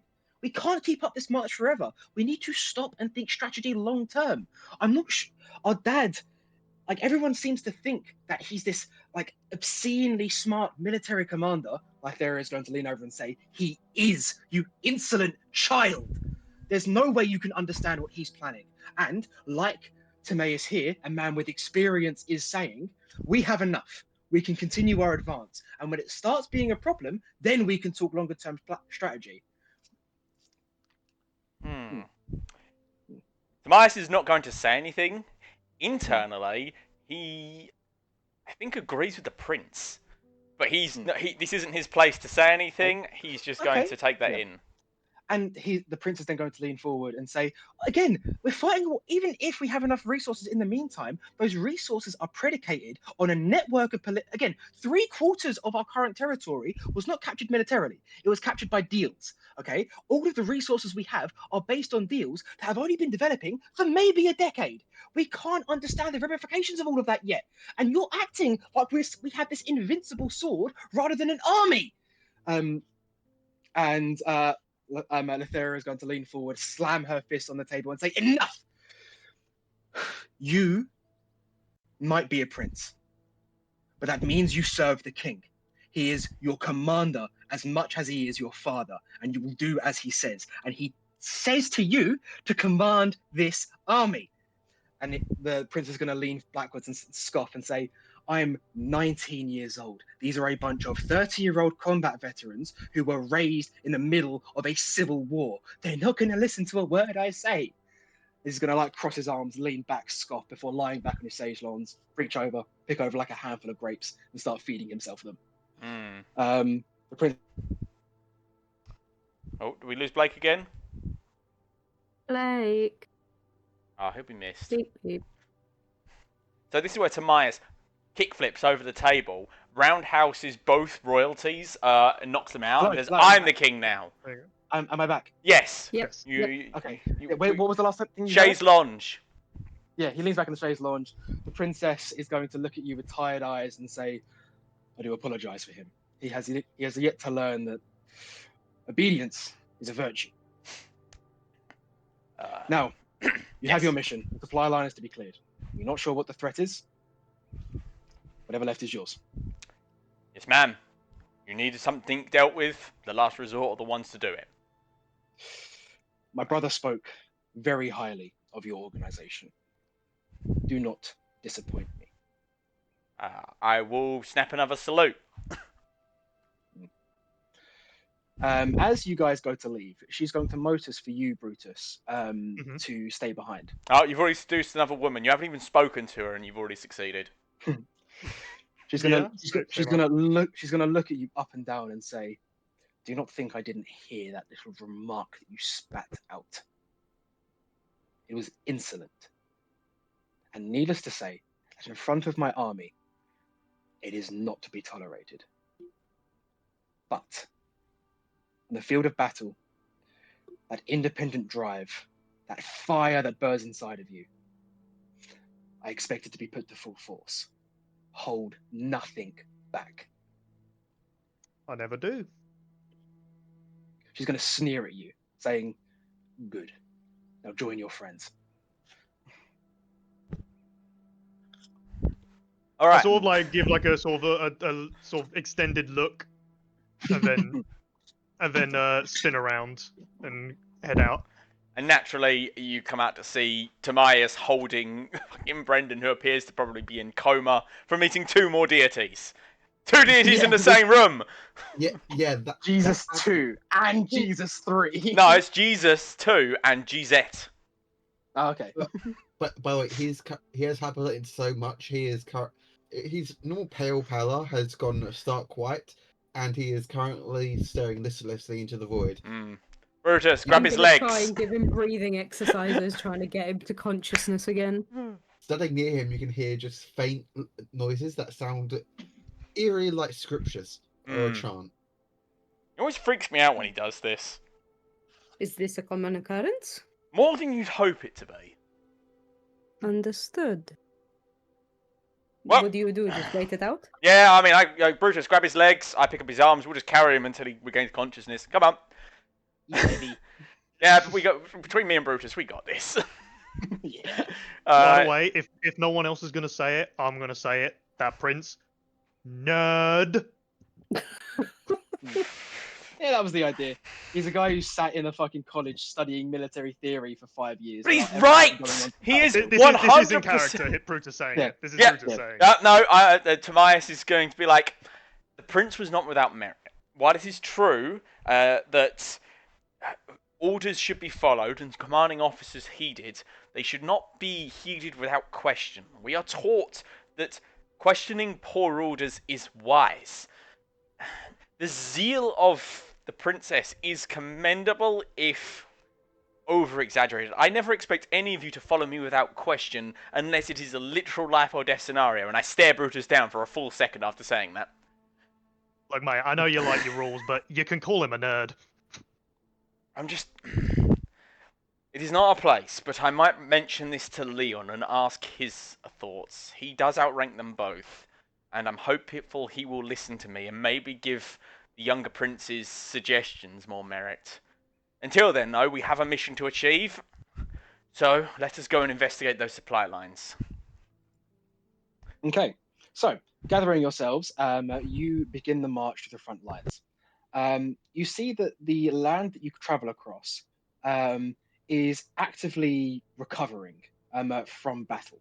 Like there are ruined buildings that have already got vines growing up the side of them, occasional graves dotted on the side, or where the land has been scarred by weaponry. Eventually, you find your way into a forest. In the middle of that forest, again, you find trees that have had bits of bark cut off that have started to heal around themselves, the occasional weapon lying rusted on the side of the road. And as you're walking down this well-trodden path, presumably used by the incrementers in the past, you spot a figure walking towards you.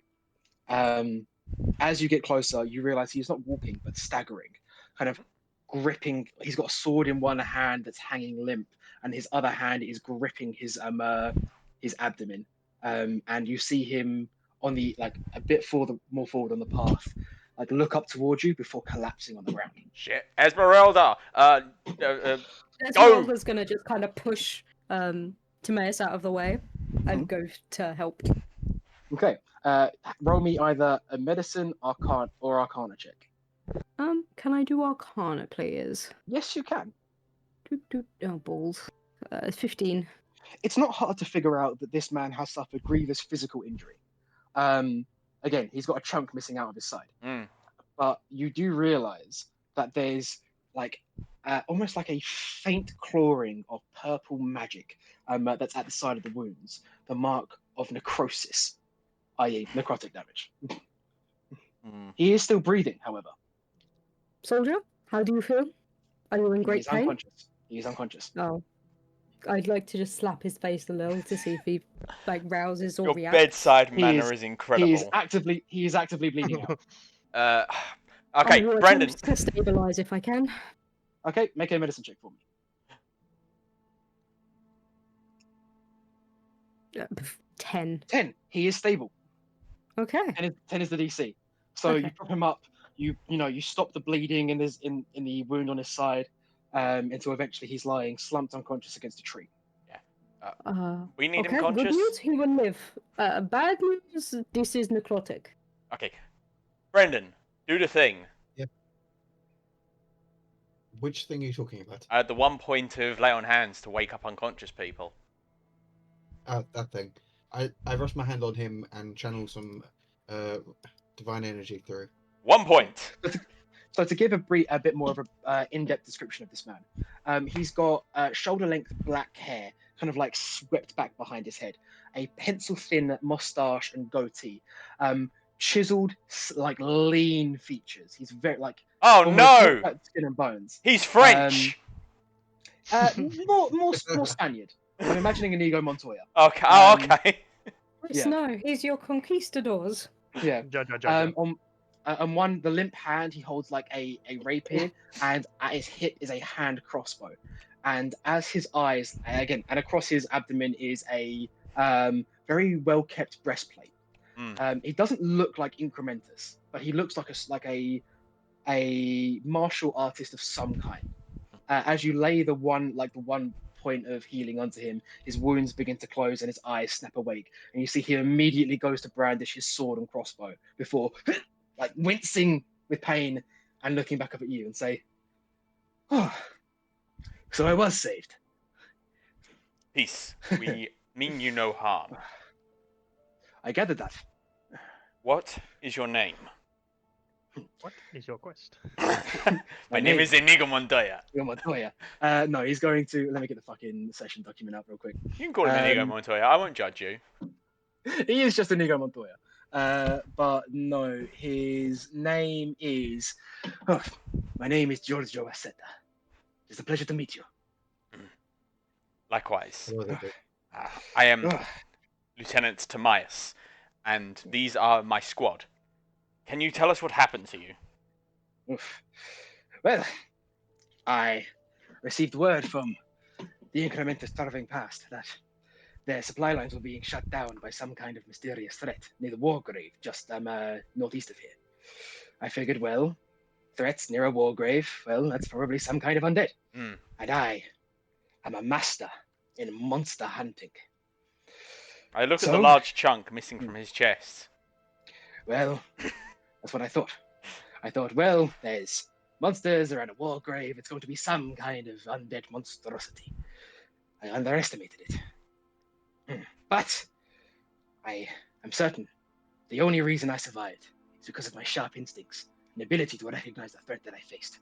If it was not for this, he holds up an empty glass vial, I surely would have perished. What is it? A vial of necrosis resistance. It How has saved me convenient. many times. Yeah, it has saved me many. Convenience versus intelligence. I knew what I was going to face, so I prepared. It is the only reason I escaped alive. These things that I faced he's going to lean out behind him and pull out a tome. The things that I faced, they were nowhere underneath the undead section of my catalog. My monster manual. if you will. Your monster Like? manual? Wow. Would I be able to know what would happen to him after the effects of the necrosis potion run out?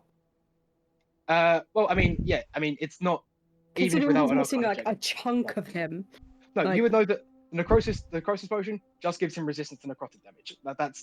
It's just that he's gonna be fine. You've healed him. He's stabilized. He's probably going to be just- scarred for life, but you know. Yeah. People He's go still over very that. injured. He's still very injured, but he's alive. He's fine. Like, yeah. Okay. He'll be fine in It's just 24 more like hours. Oh, sorry, he'll be fine in 8 hours. Yeah, it's the remnants of the injury more than like an active curse, if that makes sense. Okay. Can you Okay. describe the creatures that assaulted you? Yeah, it was strange. They were, well, one would call them zombies. The reanimated flesh of fallen soldiers. But they did not command themselves with the malevolence that undead do, and they were puppeted by some strange force which I did not recognize. Again, I've scoured this book, but there was nothing. My head just slowly turns. Every word he says, my head is slowly turning to face Esmeralda. Esmeralda's gonna try and keep a passive face. Hmm. But could I have a look at your book? I mean, yes, certainly, if you think it might help us. I mean, This you is gonna very hand- specifically weren't in the book, right? Yeah, that's all I Well, want no. to check to make sure that Yeah. like my thingamabobs are not in the book. Flipping through the undead section of the catalogue, there is both nothing on your thingamabob and nothing on the threat that he's describing. It's not in the undead bit. They could be the same thing. Have you checked the other sections of your book? Well, it's a very big book. Hmm. I'm gonna hand the book back. I'm not reading the whole thing. Thank you. He's going to like prop himself up and say, I assume if you are going down this same road that you discovered me on, you are going to fight the same threat, yes? That is the Indeed. plan. We'd appreciate anything Well- you could give us to help. Well, I would give you one of these. He shows the empty glass vial again. But unfortunately, that was my last one. How inconvenient. But I do have a place that you can find more. Oh! There's an alchemist not too far from here. He's the one who supplied me my potions. He may be willing to provide you the same thing he provided me. Though I will admit, go into it with caution. He likes to upsell. I understand. Thank you. One Well, last question. I do- Hmm. How many of these strange creatures did you fight, and how many more did you see? I thought maybe a dozen. And I did not see many more, but what I did see was some kind of strange growth that they seem to be spawning from. A growth, Interesting. A growth. like a tree or a mound or a cave. What sort of growth? Tree, mound, mass of roots and veins and vines. Whatever you wish to call it. Understood. I would like Either way- to rack my memory. Is this bringing anything to it like I've ever known No. before? Nothing. I mean, you can roll. Yeah, an I roll. believe you. Yeah, but no, this is Could I it's check in- undead, but not undead, but it is undead and puppeting bodies. But what? Can I do? I mean, like, I a bit thought. of history because already it's know what it kind is. of in my field, Actually- but not quite. Yeah. I mean, history. I would let you roll Arcana again. That's this is Could I I'm roll trying Can to I a use understand. guidance on myself? yes, Wonderful. I hope I roll greater than I did. Oh, that's, 24. 24 plus. You're not a stranger Yeah. to the idea of a body being puppeted by a force not associated with undeath. That isn't exactly what your master does. Your master does use the forces of undeath in their will, but this is separate. You know that very often, like oozes might do the same thing, puppeting a body for their own use. Plants sometimes often do it. Again, constructs very often as well are puppeted bodies, more so than undead themselves. This isn't like a unfamiliar idea, but in terms of the specifics that he's mentioned, there's nothing for really you to grab onto. If that makes sense. Well, I'd say the plant growth and it being a mound-like thing could be like it's a plant that's taking control of the bodies, Yeah. and I will tell people that theory Mm. and say it is just a working theory. Oh, it's a good theory. Something to keep in mind. I wonder if that means. I mean, most plants tend to not like being set on fire, so maybe we should try fire. I hate to be a bother, he says, kind of like he's now like standing upright. Is there some kind of camp or settlement nearby that you guys belong to that I could perchance rest at? Yes, if you walk in that direction for this amount of time, you will find a camp containing the. Which battalion is this, Blake? This is, I mean, officially it's just known as the Battalion of Olan because it's his battalion. Yeah, but I'm from the 1st battalion, so I'm assuming this is like the 2nd or the 3rd or the 4th. I'll say this is the 7th Battalion. 7th? Wow. There's a lot. It's an army. Yeah, but I kind of There's assume more- battalions with a quadra. Oh, whatever. It's fine. This is fine. There's the 7th battalion camp that way. Many thanks. I'll be seeing you there. Well, hopefully soon, if you survive. Likewise. Try not to die. Oh, by the way, if you wish to know where the war grave is, down there on the left, you can't miss it. Brilliant. Stone wall, yeah. Fantastic. And the alchemist house is in that direction. He says, pointing off into the forest. Okay. All right, gang. I'm going to sneeze. Right. As I was saying, what do we think? Do we check out the Wargrave first, or do we go to the alchemist first? I'm already Which visiting, road so do we can I have to check it? spare? I've got a fair bit on me. I've been paid quite well, and I haven't really had anything to spend it on. Yeah, And I'm currently resistant to necrotic, so I've got 128 gold on me.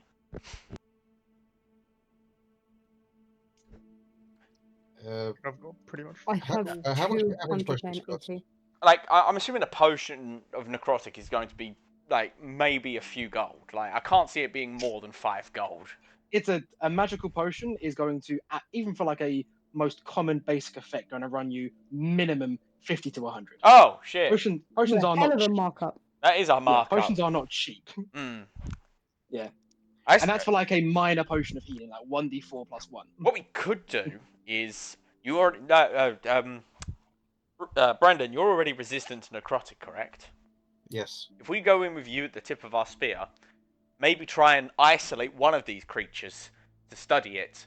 If we can kill one, Esmeralda, do you think you could maybe dissect it, figure out some secrets? If you bring it to me alive, there is more that we can discover, but I do understand that it's somewhat of a difficult thing to do, We can and always try. vivisections are not always great to do. I mean, we could try. If with Rivik's help, I should be able to do it. He's the stealthy one. He should be able to get there and not be spotted, and I can easily bail him out if needs Possibly. be. I mean, I do have a rope, so if we can lure it away from the others, pin it down, and tie it up, that could work. It And could if I like the sound of this. Let's do it. I'm for it. Maybe this is how we do it. Maybe we send obviously we'll all go together to begin with, but Rivik, you scout ahead and try and find one that's isolated. Don't let them see you. Use your stealth. Once you've found one that's more on its own than the others, try and lure it away using, like, I don't know, sounds, or let it and it alone spot you. Try and lure it back, where myself, Brendan, and Brutus will attempt to restrain and tie it up. Then, Esmeralda, you can perform whatever experiments you need to try and determine any weaknesses it has. Esmeralda nods. Okay, in that case, let's head to that mount. And we will go and let Rivik take the lead. Okay, so you begin making your way towards the position of the Wargrave that the great Giorgio pointed out to you earlier. You see it. This Wargrave is maybe about 6 months old, based on the new placement of the stone that you see. It's like a makeshift stone wall that's encompassing an area maybe 100 feet by 100 feet, and like growing on top of this and around it, you see a network of what look like roots or mycelium growing around the edge of the stone and into the ground next to you, seemingly spreading out from the center of this Wargrave. Mm-hmm. Okay. Do we see any movement? Not from the outside, no. The stone wall's maybe about 15 feet high. All right, Rivik, do you want to sneak inside? I do not recommend going inside. Maybe if you can perhaps lure just one of them outside, maybe make a little bit of a noise that a small group would come outside to explore, isolate one, capture it, bring it here. Josh? My bad. I was on mute. Can I just peek inside real quick just to see? You'd need to either climb the wall or walk around to the entrance. He can climb. He's a vampire. He can just walk up the wall. Up the wall. You walk up the wall. Make a stealth check for me. You got this. Stealth should jam. Not today. It's not 13. 13. As you walk up the wall, like you get to the top without issue. As you wrap a hand around it and pull yourself up, you see next to your right hand a small mushroom, maybe about 4 to 5 inches tall. It looks like a very stereotypical toadstool, except the top is like a dark purple, and it's made up of several dozen holes that seem to interconnect, very trypophobia-like. And as you do that, the holes emanate a ear-piercing scream, like more than audible, hundreds and hundreds of feet away. Wait, I think I hear something. No, for you guys at the base of this wall, it's like I am in pain at how loud this is. Yeah, I know. Yeah. I look down at Tobias like, oops. And as you do that, like you haven't quite stuck your head fully over yet, you do hear the shifting of something behind this wall. Must have been the wind. I'd like to shuffle back into the forest line. hmm Probably get about 10 feet into it. I stand my So ground. we can see the others, but, I'm not going to be there if something breaks down that wall. With Rivik still like posed on the top of this wall and Tamir standing his ground, nothing immediately seems to happen. Though the screaming does not stop for an entire minute, so long as Rivik is still sitting next to it. Yeah. While it's screeching, he's probably just perched there. Like, this sounds like an alarm. If something's gonna come out, I'm gonna jump. If Jump where? you're standing there, then the entire time you're standing there, it carries on screaming. It doesn't stop. Okay, fine. In that case, I'll dip. Is that the mushroom? Over. You're going over. You have two directions: in or out. In. Okay, what a choice. You throw yourself over the wall, and you immediately see, they look like reanimated corpses. They're clearly very recently dead. They mostly look human, though with sunken, pallid skin. Underneath their skin and in amongst the exposed bone that you can see, there is a network of purple tendrils that seem to spread through them, and they are all like clumped around the bottom of the wall, waiting for you to come out. As you jump down into them, roll for Rivik missed. Just Rivik. What? I mean, surely we see him do this. Yeah, he's vaulted over the wall, but now you guys need to figure out a way to get around the wall. For the minute, it's just Rivik and the Fair zombie. enough. Once I see him go natural over, one. I will start flying towards. Have fun with the Myconid spawn, Rivik. Okay, in that case, can you also roll for initiative for me, Brutus? Yep. Okay, what did you roll? What did you roll? A natural one. Natural one, but that's still a total of 6. And because zombies aren't exactly dexterous, you still beat them by a factor of 6. They rolled a Hell 0. yeah. I mean, I got 9. to raise the question, right? Obviously, we're not just going to stand around doing nothing. So we're obviously going to act. So should we just not all roll for initiative and do stuff on our turns? Just for the minute, can we just have like this bit play out and then the next? Because it's only 6 seconds that this is happening. All right, fair. Okay. So Brutus, you see Rivik throw himself over the wall with a group of zombies waiting for him. What do you wish to do? Well, yeah. I mean, how far is it to the window? Gap. Oh, window. It's just a stone wall, and it's 15 feet up and then 15 feet down again. Yeah. So I mean, obviously with flight, I can just sort of peer straight over and see what there is to see. Yeah, you see that happening. We could have just fucking sent this guy to scout. Yeah, you could have done. Right. Yeah. No, you see Rivik now being surrounded by these zombies. What do you want to do? How far would it be to get to one of the zombies? 15 feet. I will spend the other 15 feet then, and I will go into a rage and throw in a first hit. Okay, roll to hit. So just be sure, how many of them are there actually? 12. Okay. That's fine. Yeah. It's fine. I will rage and throw a first hit at them. Brutus has many more limbs that he can lose. Well, no, now he's actually got less. He's got He one has shoulder less. and a head. But it's fine. Don't worry, guys. Okay, Brutus, roll to hit. That would be. Oh, sorry. It would be a reckless. I know I've just thrown the dice, but. That's okay. Roll again. Right. If you're going reckless, then yeah. It'll be an 18. 18 hits. Be 11 damage. Is it adding the 11? damage for rage or reckless? Yeah, no, it's automatically. looks like it is. You'll only add it if you've got the box ticked. You have to go into features and traits, and then where it says rage, click on that, and then scroll all the way to the bottom, and it will give you an option to activate rage. Features and traits. It's a real bitch. Rage. You have to like open the description for it and then scroll all the way down. And at the bottom it should say like rage option, and then one of them is just like rage on or rage activated. I don't know if it's different on the phone version because I do all my rolls. We'll just for the minute we'll just go with 15 because we can figure this out later. Okay. Right. In that case, he's going to have to roll that. Holy shit. Yeah, okay, you see, as you you easily cleave through one of these zombies' heads, and as its like body begins to falter, you for like a brief second, you see these tendrils of like purple mycelium stretch out from the body towards the head and pull it back on as it stands upright Fuck still. this. Yeah, it's Fuck done the roll. this. Yeah, well, there's nothing else I can do for the turn, so. I mean, you can move again. No, that took all my movement getting to 15 feet getting down. up and. He's 15 feet up and then 15 feet back down. That's 30 feet. Oh, okay, yeah. Okay. Yeah, Yeah. I got In nothing. that case, Rivik, your turn. You've just seen Brutus descend to try and save you, like easily kill one of these zombies, and it knocked out a head. Okay.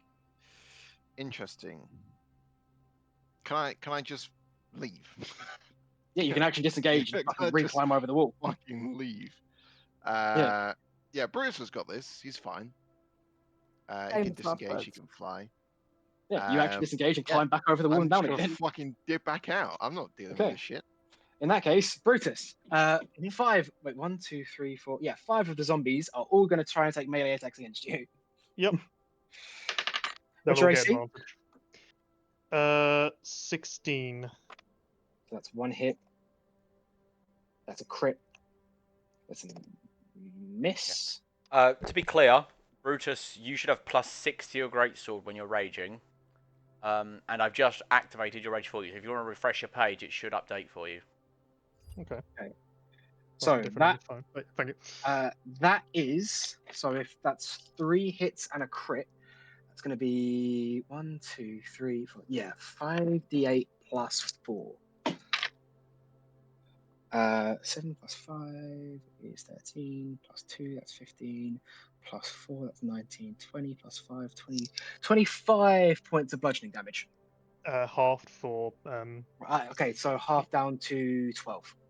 Okay. And that is going to be the end of the zombie's turn. It's now back to you. Right, Brutus. Sorry, just to get this so you understand. On your phone, if you go to features and traits and click rage. Yep. Right at the very top, it says manage rage. Right, like in your features and traits version, right at the top, you should have manage rage. Don't know if I'm just blind. We've got features and traits, all class features. No. Special traits. Features and traits, click rage. So, like, I've done a use of. Oh, okay. There you go. And then you've got manage rage there. And then, obviously, once you tap that, you can just choose between active rage or not active rage, which is choose the level 1 option. Okay, but you said it's already active. Yeah, I've already activated for you, so you're good. Okay. Right, glad we got that cleared up. It's now your turn. Well, yeah, seeming as we've already had a I'll go in for a. Was it disengage? Sorry. Okay. So you and I will disengage. back up as well. You disengage and fly back over these zombies' reach. They seem to ignore you as you cross the boundaries of the Wargrave. Looking up, you can see in the distance, kind of like posted up, is a single stone monolith. The kind of, would you again call it a Wargrave? What's it called? Like where soldiers are remembered. A Barrow. memorial? It's Memorial, Blue Falls that's it. Barrow. Like a single stone memorial posted up in the center of this graveyard. Around it seem to be, again, these thick. Around the zombies, they were like roots of mycelium. These seem more like trunks of this purple matter. And tied up in this spreading network are maybe a dozen or so bodies fused into one being around this stone monolith. So we're going home, right? Well, first thing we need to do is rescue Rivik. Rivik's over the wall. He's Oh, fine. he's safe. Oh, brilliant. Yeah, Good he's to still hear. war In that Yeah, case, he disengaged. Yeah. right. So, in that case, yes, I think leaving would be the appropriate response, and then we can come up with a battle plan. Did you manage to get any of those corpses? No, we immediately ran away. You got didn't a hit, even do did he? the task that was given to you? You immediately failed, is what you're telling me. They have some kind of regeneration. Trying to attack them en masse would be difficult. Trying to drag one away while the rest of them are watching would be more difficult. It would be fine. Brutus can fly. Brutus, Yeah. tell me, have you Hold on. ever in your life heard of a lasso? Can't say I have, mate. I would like to attempt to create a lasso using my rope. Make a sleight of hand check. I will try. With guidance. I With will guidance. try with guidance. Big up, Brendan. That's going to be 17 plus the D4. Don't bother rolling the d4. Too late. Enough to make a fucking 19. I make a lasso. 19. All You right. make a lasso. Here's what we do. Brutus, you fly over the wall. You attempt to lasso one of those things. Then you land back on this side of the wall. And me, you, and Brendan grab it, the rope, and just pull it over the wall. Then we have one that's already partly tied up. Give it a try. All right, I hand him the lasso. Good luck. Then yeah, I will attempt to throw the lasso at the well, actually, what is there any zombies still? Like, have they actually completely ignored us, or are they sort of by the window? Oh no, there's no There is window. no window. It's a Where'd you get the flat window? stone So wall. I don't know why I keep calling it a window, like over the ledge. Again, they're like still hovering around as you fly over. You see they're still hovering around like the base of the wall where you were, but they don't seem to be like actively trying to climb it. If that makes sense. But are they still sort of interested in us? Yeah, Like, they're still in the area. Like they're still Okay. like hovering around where the screaming is still emanating from. Okay. So yeah. Well, once I go over, I'll attempt to latch onto one of them, whichever is the Okay. closest. I'm gonna say make a would it be just a general dexterity Would check? this not be an improvised weapon, wouldn't it? Yeah, this would be an attack roll, right? Yeah, it'd be an attack roll with improvised weapon. Okay, so that would be dexterity plus your proficiency then. Well, no, not proficiency. He doesn't have proficiency in improvised weapons. Oh. It'd just be a dex So, check. yeah. Dex So roll. yeah, okay, next check then. Yeah. It's proficient in doing like. He doesn't have. Wait, do you have Tavern Brawler? No, I don't. Yeah, so Then, you yeah, don't. just a dex check. Okay. Don't think my rage gives me anything. It does not. It It's does not a not strength. resist It's not a strength check. They are gonna try and roll strength to resist it though. Well, no, it'd be against their armor class, and then it'll be. Oh, okay. Yeah, it'd be To be fair, just an you're probably attack roll to grab. Fair with what they rolled, you're probably better off with them having a strength check, but yeah, that's fine. So anyway, yeah, Brutus, that's just a dex check for me then. That's strength. Oh. Try dex. Sorry. Well, Dex will just be one less, so it's going to be 13. No, sorry, Okay. 19. 19. 19. In that case, you are able to lasso one. Yay! It takes you some effort as you're like pulling it up and it's like thrashing against you, but you're able to get it over the wall. All right, I immediately, me and Brendan dogpile it and start tying it up with the rope. Both make strength checks for me then. With advantage because we're helping each other. Well, no, one of you can roll with advantage, or you can both roll. What's your strength, Brendan? My strength is 15. Mine's a 17. I'll do it with advantage. Here we go. Yes, unnatural 20. Unnatural 20. Yeah, you're able to body this thing and you tie it up. Cool. As you begin fastening it, however, you feel its body start to go limp as something starts pulling its way out of the center of the zombie's chest. Stop that! Stop dying! No, I need you alive for experiments. Squirming its way out is a small fungal growth that is a brilliant violet. And as it does so, it is going to make an attack against each of you.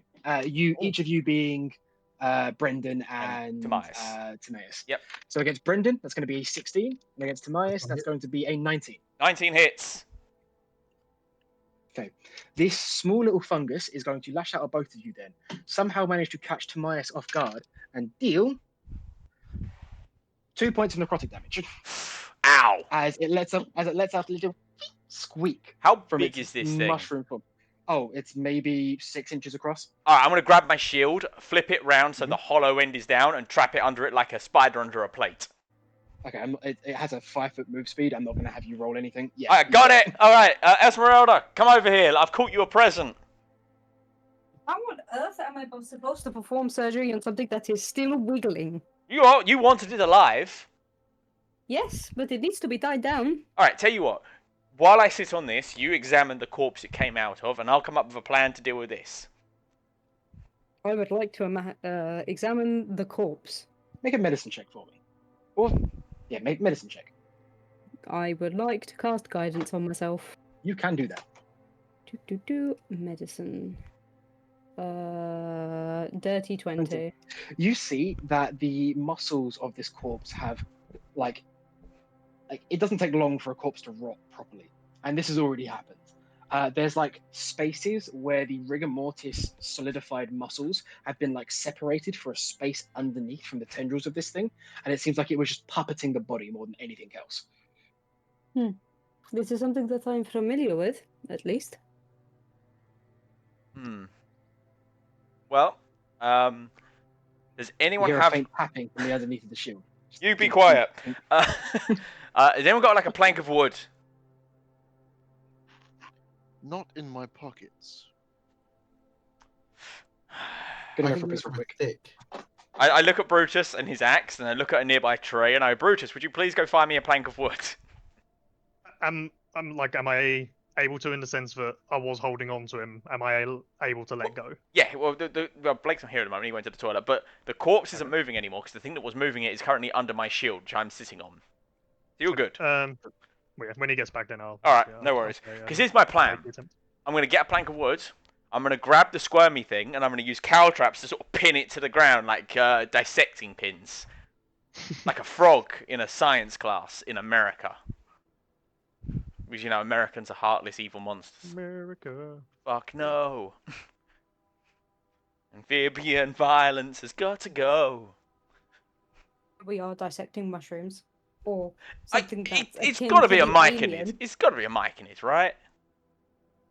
It's an alien. Alien. Like, If I've learned From anything Alien. from playing D&D, it's that this shit is probably based on a mycid, but far fucking scarier. Yeah, no, this is the sort of thing Blake does.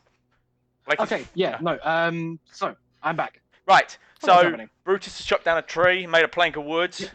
Cool. And I would like to then pull my shield up, grab this thing, pin it against the plank of wood, and use my cow trips like dissection pins to pin it to the fucking piece of wood. You're able to do that quite easily. It's not hard to resist. But I'm going to say it's going to be able to make 2 attacks against you as you're doing that. That's fine. Hopefully, as long as he doesn't roll another fucking 19. That's going to be a 6 and a 9. Stop that. I bat its tentacles away. Bad. It squeaks slightly as you're able to pin it down. All right. You feel it still like wriggling as you pin it to the plank of wood. All right. Is that good enough for you? yes, it'll do. All right. Rivik, while she's doing that, can you just keep an eye open because you've got the best perception to make sure nothing is sneaking up on us? If I climb the wall again, Also, can you talk about the screaming Just make- mushroom? Just make a perception check for me. sure. I can do that. 17. You see that the top of the wall is lined with the same screaming mushrooms, Ooh. like all the way along. It's like a barrier that the mushrooms have set up. Maybe we should move further away. Hmm. I pick up the plank of wood and carry it into the woods. And it still seems to be squealing somehow. All right, this is the best thing Okay. we're gonna do. I will, like... No, it's gonna make no difference. Okay, cool, fine. I Okay, will Esmeralda, just do your thing. stand around, but be perceptive. I'd like to do a thorough medical examination before I start slicing it to see if it feels pain. Okay. You were able to tell that it is a mushroom. It's just a mushroom. It's just a mushroom, but it's purple. That's alive. That's alive. I cut it. Does it scream? I mean, there's like a squelching of flesh underneath, but it doesn't have vocal cords, so no. Is Does it try and- magical? Does it try and bite me harder after I've cut it? Well, it's dead now because Oh. you've cut it. Kill all the effort I went to keep it alive, and you immediately kill it. I meant to do like a gentle slice, like how one would cut into skin. It's roughly the same size as your scalpel. Ugh. Well, it's dead now. Was it magical? Was it Make an magical? arcana check. Make an arcana check. 21. There's definitely some kind of necrotic magic around this thing, but it seems more like just an inherent part of the plant itself rather than like, some kind of outside curse. As this plant is just connected to undeath and necrosis. My plan of burning everything is looking better and better. I have a few theories, but I will advise you that they are theories. Remember I said earlier that plant life can commandeer bodies as puppets? Yes. I believe this plant life is some sort of necrotic thing, and it may be coming from the plant life, if we're going by that theory, of course. I mean, there's that big Brutus, have you monolith thing. Yeah, I was gonna say, have you told them about the mound of bodies built around the monolith? Didn't Brutus see that? Yeah, Brutus saw that. I'm saying, has Yeah. Brutus said everywhere? I'm assuming he told us. Yes.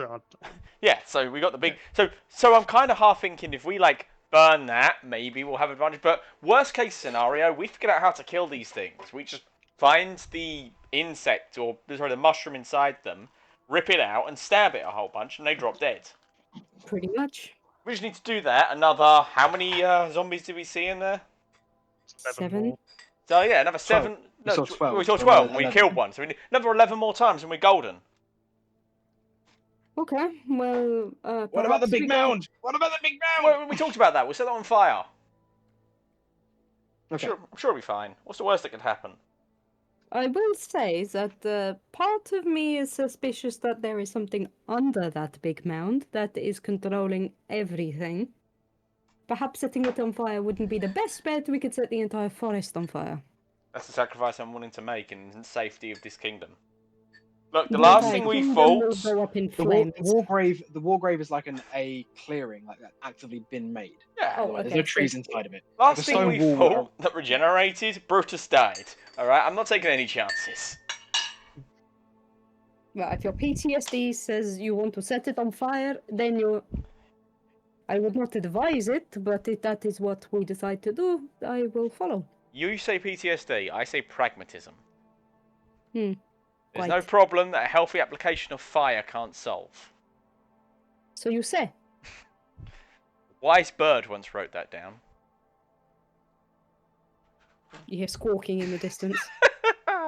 Alright, but yeah, no, right, so do we want to do this straight away, or do we want to go head to the alchemist and get some necrotic resistance for the exorbitant £1,000,000 price? I don't think we should, but I'm not gonna probably be within range of any of this mess. So... I'm already resistant. You're already resistant, so it's going to be basically down to me and Brutus. Brutus Because can I do assume that that half Rivik damage is rage also thing. going to be keeping his distance and attacking. Or do you run up and stab things? I forget. I mean, you have the Oh, sword. stab. So yeah, you probably want resistance as well, just in case they come at you.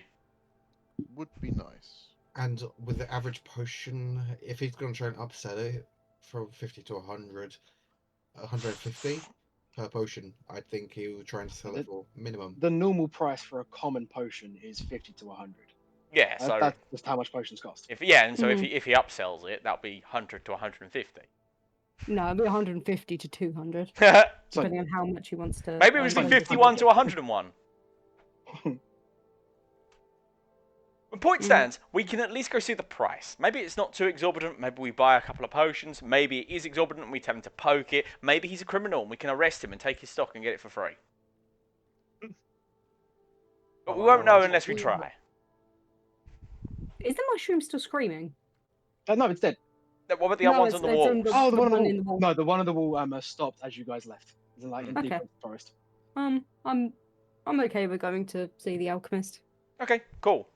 Maybe he'll have alchemist fire and we can just burn the place down from a distance. I say this as we start walking back towards the alchemist. Okay. Pulling your way through the forest, you find yourself coming along a very quaint-looking cottage.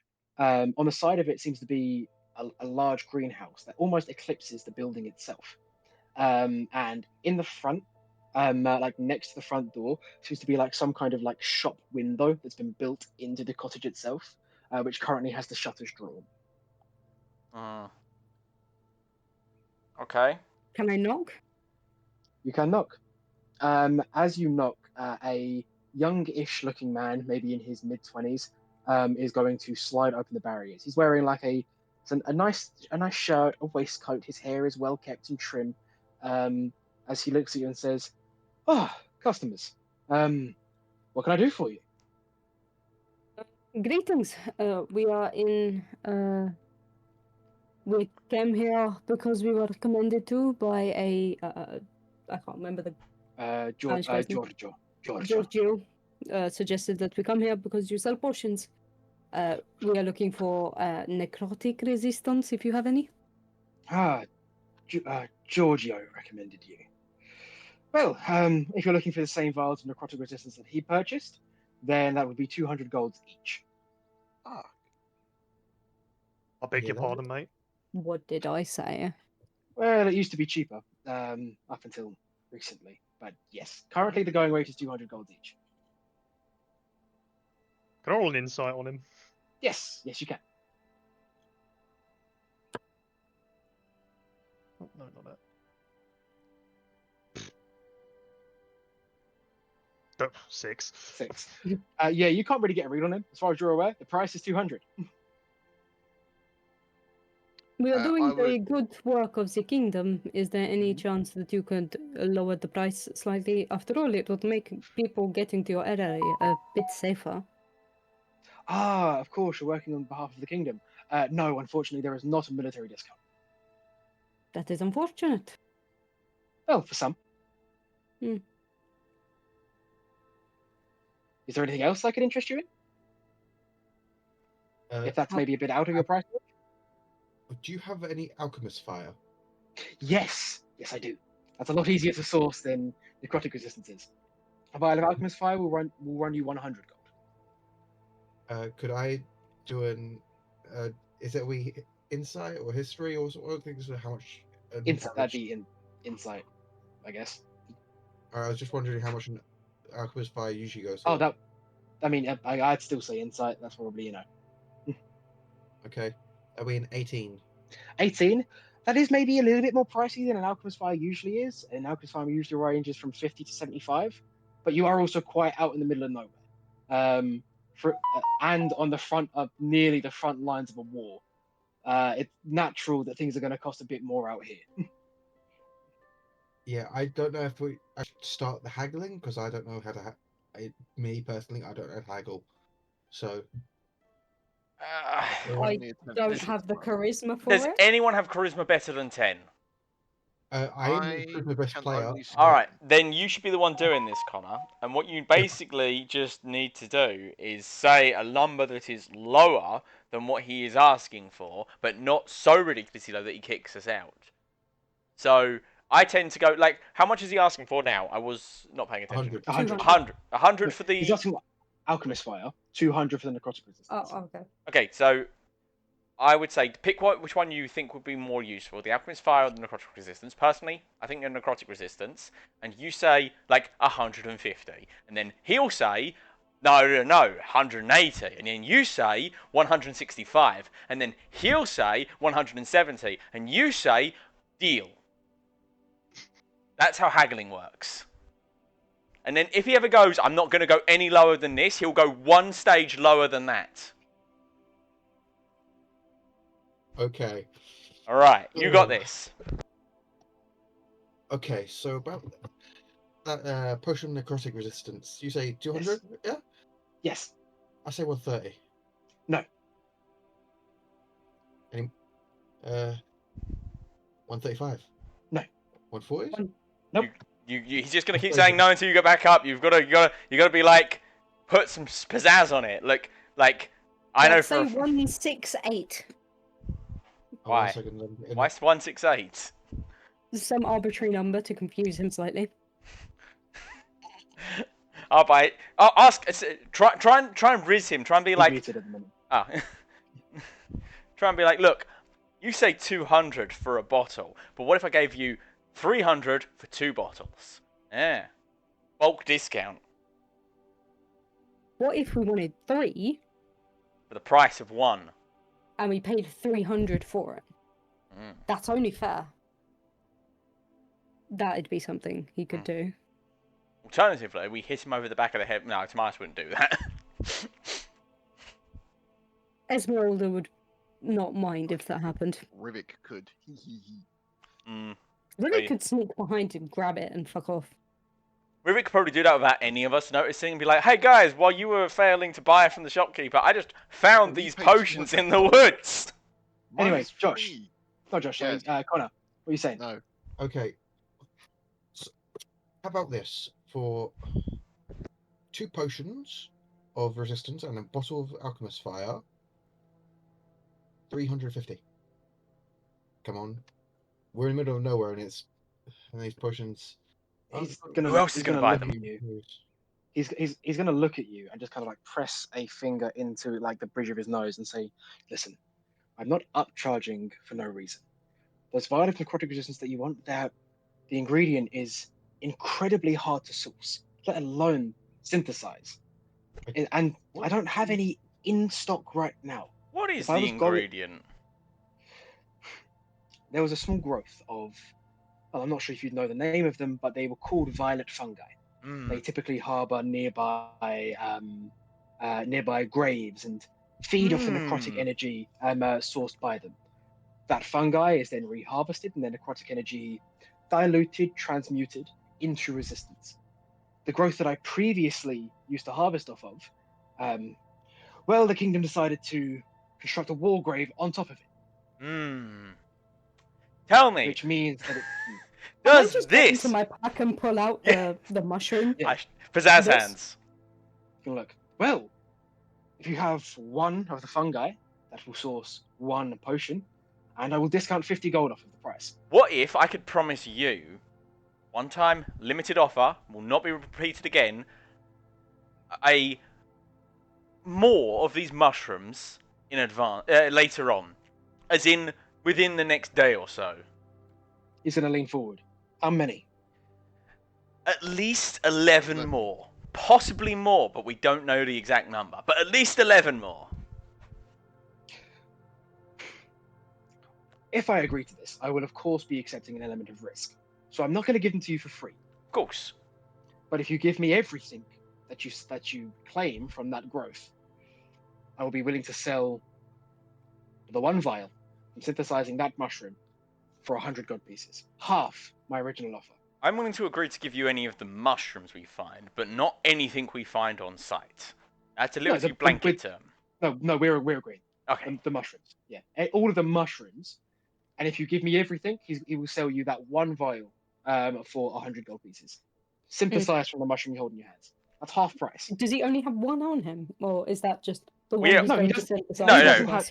He has plenty of, well, not plenty, but he has enough potions, but he's only willing to No, give us he one doesn't. for free. No, he doesn't. Oh. He doesn't have any potions. The last of his stock was bought by Georgia. So he was trying to sell us something that he did not have. No, he would need to go out and get the fungus in order Right, that makes sense. which is why he was charging so much. Okay, okay, that makes sense. So dangerous. you can't give us any more than that one potion. Well, I anything No. more, I would need to go grab them myself. That's what I meant. But We- what we can if? come back- How is this? We will agree to that potion for 100 gold. Obviously, we'll give you the mushroom to synthesize it, and also the 11 we mentioned. If we find any additional ones, we will renegotiate for those later to sell them to you separately to this agreement. I could be persuaded. Connor, do the Riz. Do the blue steel face. Okay. Roll charisma. Just, that was it. Roll. Would it be persuasion? Just charisma. Just raw sex appeal. Do it. You got this. No, I don't have a 6 Ignore him. Don't look at him. Look at me. For the ingredients of every potion that you source, I will be willing to give you 25 gold pieces. Deal. Lovely. I feel He's like going to go. Nick, could do a better deal than this, but Tobias ain't got that Riz. Tobias He's going ain't. to stick his hand forward, motioning for the mushroom. I mean, Desmeralda has it. Over. You see him take the mushroom, go over to a start beaker, boil it, refine it, distill it, put it in a little centrifuge.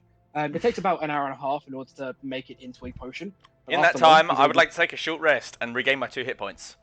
Yeah, sure. I think Short Brutus rest. should also do that Yes, because he lost hit points. I did. But quick question. Is Brutus classified as Warforged now? No, he's still a fairy. He- Okay. Okay. Yeah. And I don't know if you want to roll your hit dice, Brutus, to Yes, regain that sounds 12 good. HP you lost. I'm gonna use 2 to be safe. Mhm. Smart. Right. And whilst Yeah, whilst we wait, Who's giving him the 100 gold? I will. I'm Okay. I'm commander in chief of lieutenant of this battalion squad. I give him 100 gold. You now have an elixir of necrotic resistance. If you take Yay! it for 1 hour, you have resistance to necrotic damage. I will Also write it up repeat. on my expenses and pass it on because Prince Leon did say he'd cover minor expenses. I'm not sure if this counts. Partial It's an expense reimbursement. for our survival, so I guess it counts. This Yeah, is I'm not like sure that- textbook definition. Yeah, I'm No, just this not is sure. I'm textbook not sure if definition this of counts as expense. minor. Is the only question. No, this is a textbook definition of an expense. Yeah, so I'll give him the receipt. Can I have a receipt, sir? Oh yes, certainly, of course. Thank you. He's gonna write you a little Can we receipt. get 2 rather than just the 1? No, we only have. He can only make one. Oh, okay. Yeah. No, but didn't he have? No. Oh No, no, he he didn't have sold any. the last No, one. no, no, Okay. no, no, exactly. Yeah, I Sure. don't- I do have a question. Who is we giving this to? Because we have 3 options essentially: me, Rivik, and Brutus. Personally, I I'm gonna say don't we should think give it to Rivik. he was the one I was thinking we am shouldn't have happy to- because yeah, I'm happy he's to not our do front. that. He's not a front liner.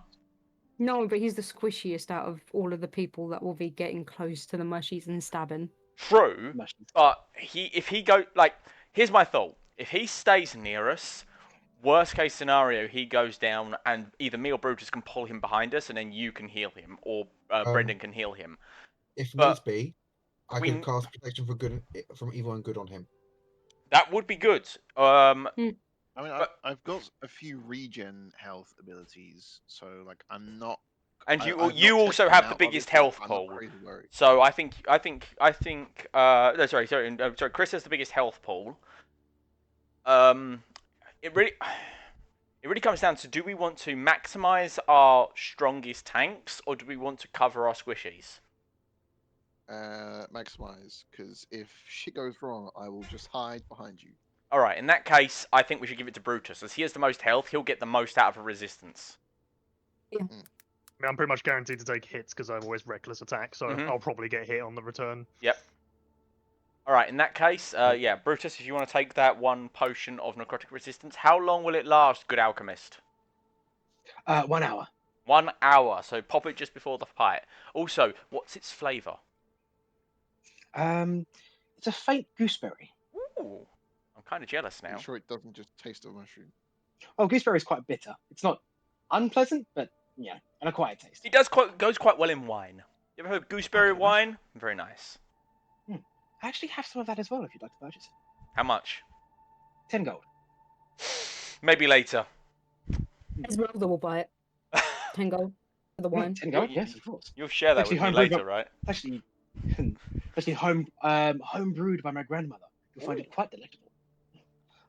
Yeah, you'll share that with me later, right, Esmeralda? As you give up, Celebration afterwards, of course. as you Excellent. give up 10 gold for the gooseberry wine. Yeah, we can't put that on expenses, unfortunately. I'm definitely putting that on expenses. That counts as extortion. No, that's embezzlement. I will not allow it. He can either approve it or not, but he's getting it on his desk. Also, I'd like a receipt. Fair enough. It's chill. I could bless it. We could have some. Oh blessed wine. no, we are not having holy wine. So you have the potion. When I get Look at turned, that. I want it to be as as sacrilege-less as possible. I know what I mean. Right, we So, march. you have the potion. As you march back towards the graveyard, as you approach it, what are you guys doing? Right. How are you infiltrating? Was the it place? literally just a wall all the way around, or is there a door anywhere? Oh no, there's like a central gate. I'm gonna I go through the front suggest- door. I recommend what we do is we go to the front gate, we open it, and then we use that as a natural funnel to stop us from being surrounded. Yep, works for me. All right. So if Brutus, you take point with your resistance, with I'll go. Brendan immediately to your left. So the 2 of you together. How wide is the gate? 10 feet, I assume. Yeah, 10 feet. So if you 2 just set up as our like front wall, I will be directly behind you with my pike, and then Esmeralda can be behind me to do range, and then we'll have Rivik running up and down the wall to stab things and get away. Do we cast protection from good and evil on Rivik? Yes, please do. I'll do that. It only lasts 10 minutes and it's concentration. I'm Ah. going to be real, Oh. just because you. We don't. It's Like, not undead, you- so it wouldn't work. It's right. Yeah, that's what I'm saying. It's not undead. It wouldn't work. In like the Oh. universe, you would know that these guys aren't undead. I would say plants. cast maybe Shield of Faith on yourself if you got it. I have Shield of Faith, yeah. Yeah, cast Shield of Faith on yourself because then you can have higher armor class. You don't have the you do have the resistance, but you don't have as much hit points as Brutus. You'll be fine. All right. I've only got So 31. that's what we do. We kick open the doors. We set up our squad, and we are ready to fight. Okay. Bef- So before you we go kick in- open the doors. Before we go in, I cast Shield of Faith because so I don't have to Yeah, do that. cool. So, And Brutus drinks the potion, obviously. You Yeah. kick open the doors to this war grave, and you see that Rivik and Brutus, you would recognize that the mat of fungus that like existed on the ground in between the graves is now, even in the hour that you've been gone, nearly doubled in thickness.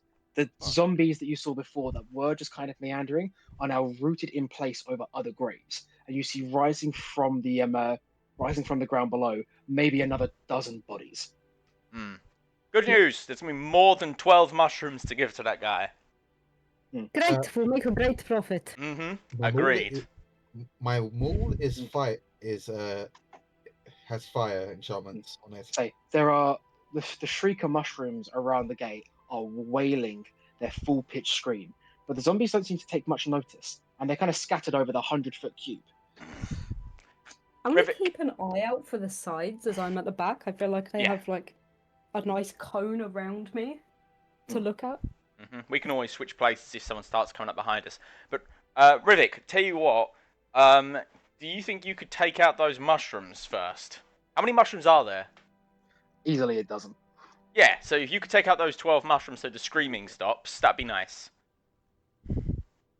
Consider it done. I'm not gonna have you roll for attacks. You just like start making your way like over the arch, plucking them one by one. And as you do that, standing at the gate, you see as the zombies that are rooted to the ground begin pulling up their compatriots. Like again, maybe 24 now stand in this open field before making their way towards the monolith in the center. The purple roots that spread across the war grave seem to contract and pulse as they do so, seemingly dragging the zombies closer towards this central stone glyph. Should we stop And as that? they do, yeah. Well, what do you want to do? I feel like we should stop that. I feel like we should let it happen to see what happens. I've never seen such behavior before. What if it summons a really big thing that then kills us? Sure hope We it doesn't kill summon it a really or we big run thing. away.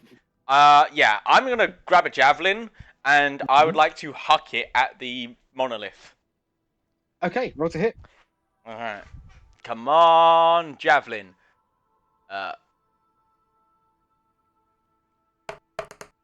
That is going to be an 18 to hit. You see the roots around the area that you stab contract like around the point of impact, as the single point that you impacted is now isolated from the rest of the growth. The zombies still manage their way, meander their way towards it. So, wait, it stopped zombies going to that particular section? Oh no, it's more like you hit a section of the roots like contracted around it, so there's now a space where your javelin hit, and like the dead bit of root that you hit is now in the middle. The zombies are still walking towards it. That didn't work. It's like a small, like a couple of inches diameter around where the javelin hit. Esmeralda, try shooting the zombies. See if that gets them to come over here. I will try and shoot a zombie. Okay, roll to hit. 23 hits. Roll for damage. 11. The zombie takes the blow to the side of the head. You see its skull kind of crack underneath, like covering the half-rotten brain is another network of this violet fungus, and it carries on its death march. Well, I'm out of ideas. Can I go for one in its chest where that chest-bursting mushroom was?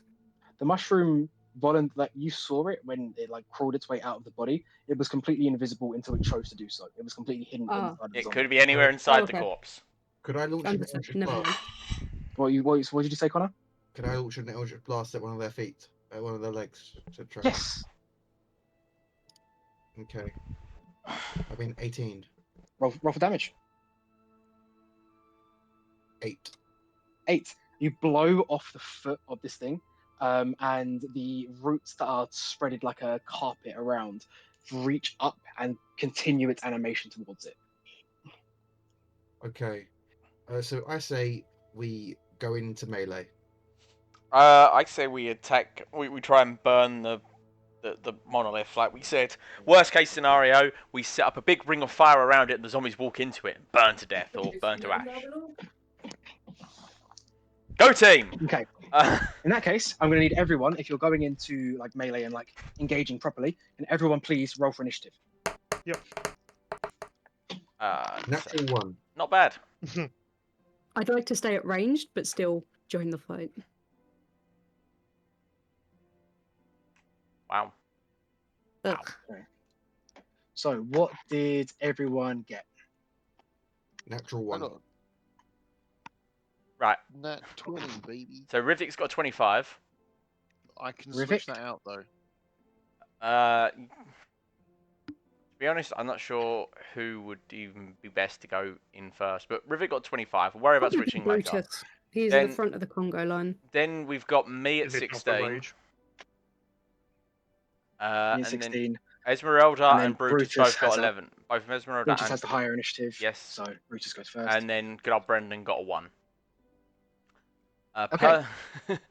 So, Rivik, you see these again 24 zombies make their way towards the central monolith. The first one makes contact, and the second that it touches it, a network of these roots seem to sprout out of the stone and pull the body inwards, so that the body is half submerged in a network of this of these like writhing tendrils. Probably bad. Mm. What would you like to do?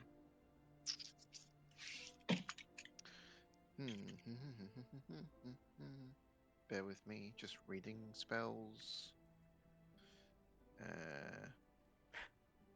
We get spells. Do you have any oil in your inventory? Unlikely. Holy shit, yes I do. Maybe go, use your turn, get close, throw some oil on this thing, and then on my turn, I throw a fucking torch on this motherfucker. I will do that. I will... can I close the distance just with my normal speed? Where are you going? Like towards the middle? Towards the... Because the middle is 50 feet away. Hmm. How far can I yeet a bottle of oil? Depends on how high you roll. Yeah, I mean, it'd be technically throwing it, would probably be an improvised weapon, which I think is a 20-foot range? I can't remember. I'm just gonna have it be like a fucking dexterity check. I will run as far as I can over, which is 35 feet, and then I will attempt to dash my bottle of oil at the... The remaining 15. So you're gonna try and dash it 15 feet. I'm gonna set the DC Yes. at that at we'll say 15. That's a decent DC. So you make a dexterity check. You need to beat a 15 to hit the stone in the middle. Just dexterity. Just dexterity. 13. The oil lands just shy, but that just shy is in front of one of the zombies. That's good enough. You still Right. have one attack that you can do if you wish, and a bonus action. But, I mean, do you have a torch? Do I have a torch? I do have a torch. So throwing this bottle, is that just like a... that's one attack. Well, he's only got one attack. Oh yeah, no, you're only Only level 4. got Yeah, one never mind. That's attack, the end of your yeah. turn then. He's also That's the end of your turn. he's also a rogue. They only ever get one. Oh no, sorry, he's a ranger. Okay, in that case, Rivik, you have dashed this oil at the foot of one of these zombies. Timaeus, it's your turn. Timaeus is going to be a little disappointed that it didn't go far enough. Oh, but... sorry. At the end of Rivik's turn, another one of the zombies is subsumed by the monolith. I'm going to run 30 feet forwards, so that's because that's my 20 feet away. movement. Yep. Would it? This is probably going to be more than an action, isn't it? Because I want to douse a javelin in oil, light it, and throw it. But something tells me that's going to be more than a single. Would that be a bonus action to douse, and then? I say, yeah, bonus action to douse in light. I'm willing to be both combined into the same bonus action. Brilliant. I would like to douse one of my javelins in oil, light it, and then throw it, trying to get the pool of oil that he threw. Okay, roll to hit. Again, I'm going to set the DC at 50. Well, I rolled a 21. 21. You throw this javelin forward as one of the zombies is stepping into it, and you see his body be subsumed in flame. It seems to catch surprisingly quickly. That works. Um, Fireworks, guys! Have him roll his resistance effect, and he fails. One of the zombies falls. Yep, fire really works, guys. Use fire. It is probable that it destroys the mushroom that Sea of Man wanted. Oh, shit. Well, I mean, look on the... I'm sure there's more underground. We'll go digging in a minute. Currently, to be fair, we only promised him 11, and there's 23 now. So, we have surplus. 21. 2 of them are inside the necro. Oh, shit, that's a good point. We'll worry about that in a minute. Oh, that's the end of my turn, by the way. At the end of your turn, it's going to be the zombie's turn. And I'm gonna roll a d8 to determine how many rejoin the body. Oh. Or the monolith, sorry. That's going to be a 6. So 6 more worm their way inside. You see now 8 bodies attach themselves to this monolith. The pulsating violet fungus growing thicker and thicker as it does so. Brutus, it's your turn. How far are we from the center? 50 feet. 50, fuck no.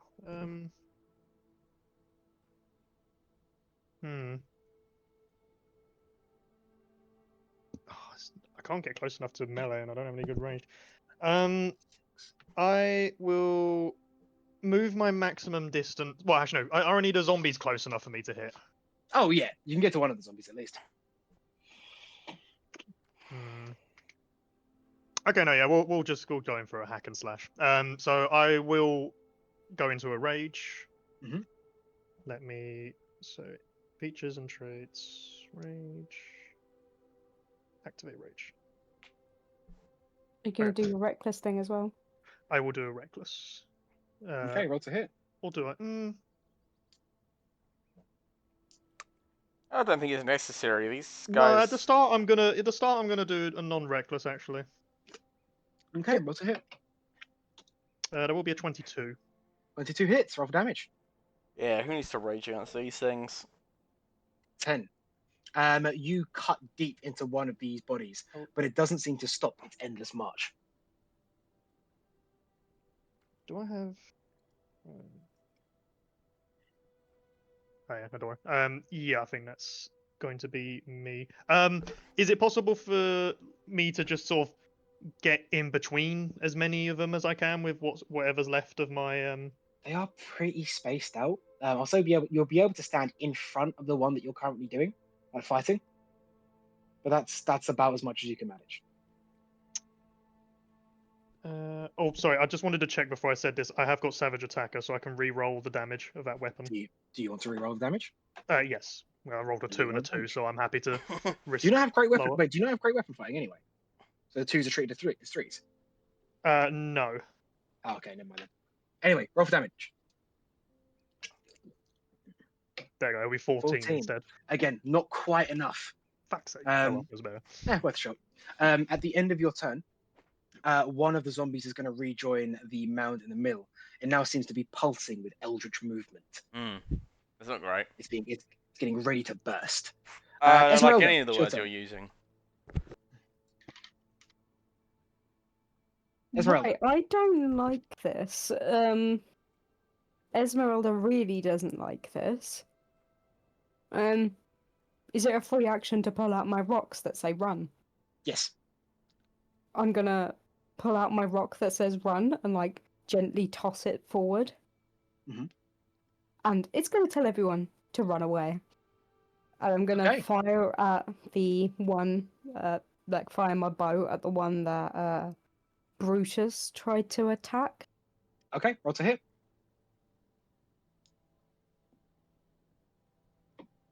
12. 12. That is going to hit. Oh, okay. Roll for damage. 10. 10. You are able to strike it down in front of Brutus. It's going to roll a saving throw.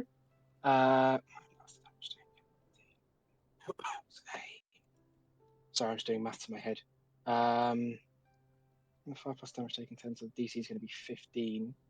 And it has a con of that. Okay, as you shoot it in the back, you see the body falter slightly before again the network of fungi pulls it back too.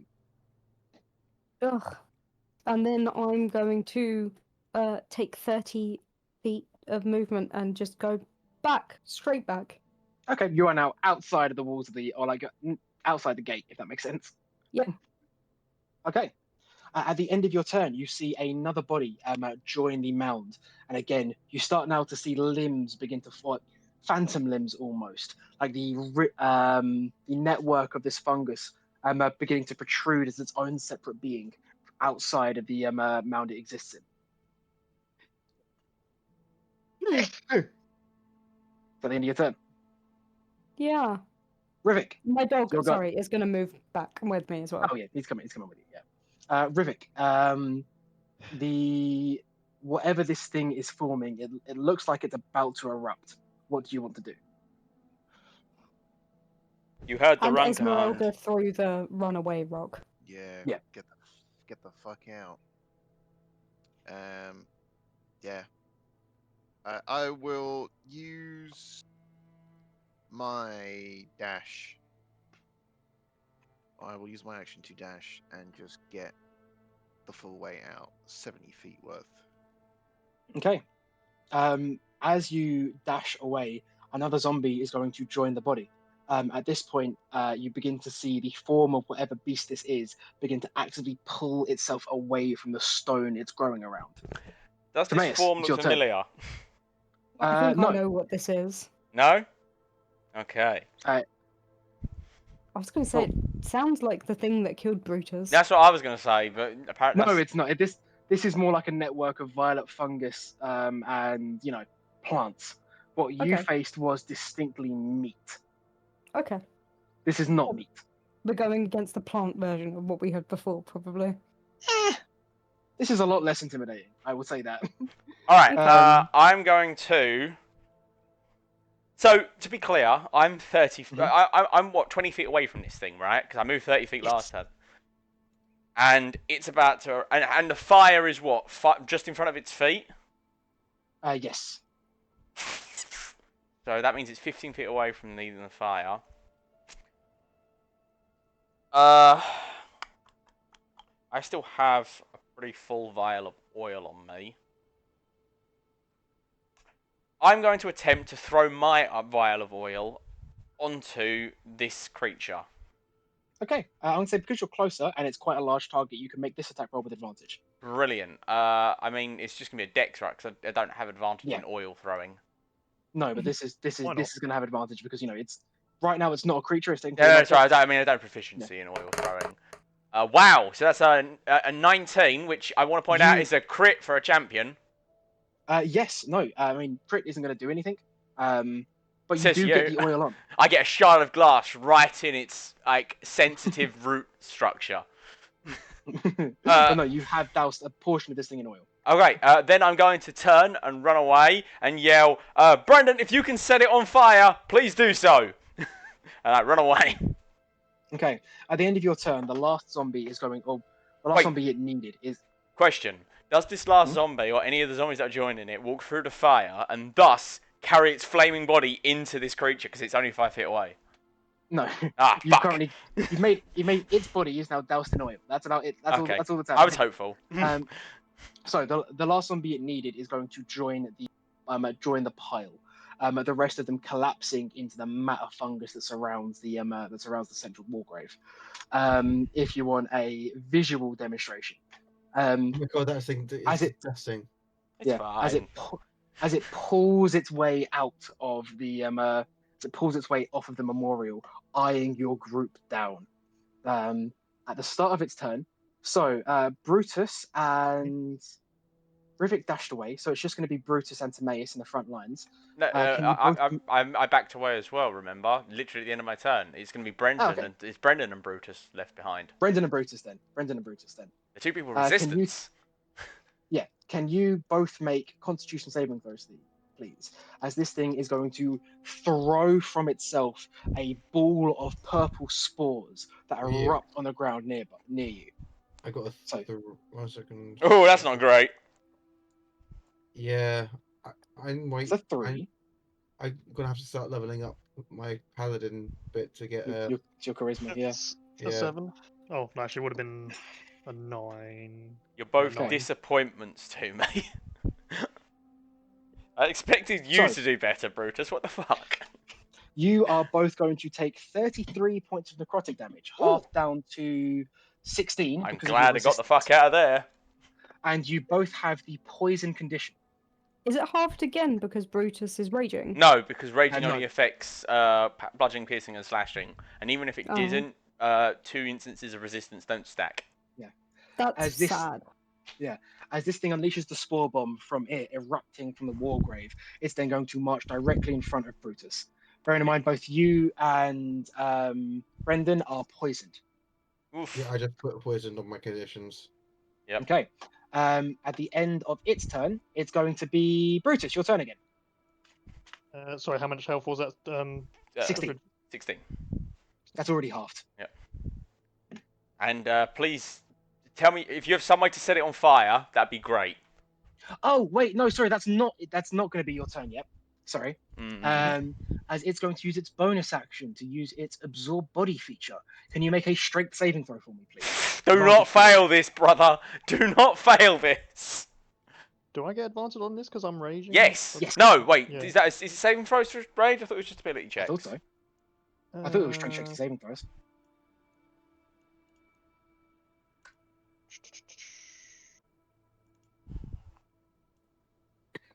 I've got advantage on dex saves. I don't think I have it on strengths.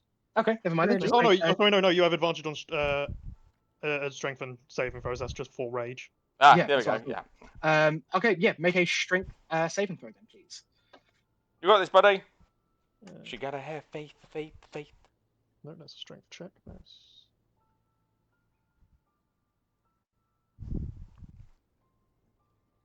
Oh dear, 16. 16. That succeeds. Oi! These, as it lumbers closer towards you, these tendrils of violet fungus reach out to try and consume you, but you are able to roar as you shake it off. Shake it off. Shake it off. Ooh, ooh. Right, that's the end of its turn. Brutus, it is now your turn. Give it the business. Brutus. Yeah. Sorry, I'm just looking at stuff. No. Yeah, I'm just gonna go for a swing at it. Okay, roll to hit. If it ain't broke. I'm gonna reckless.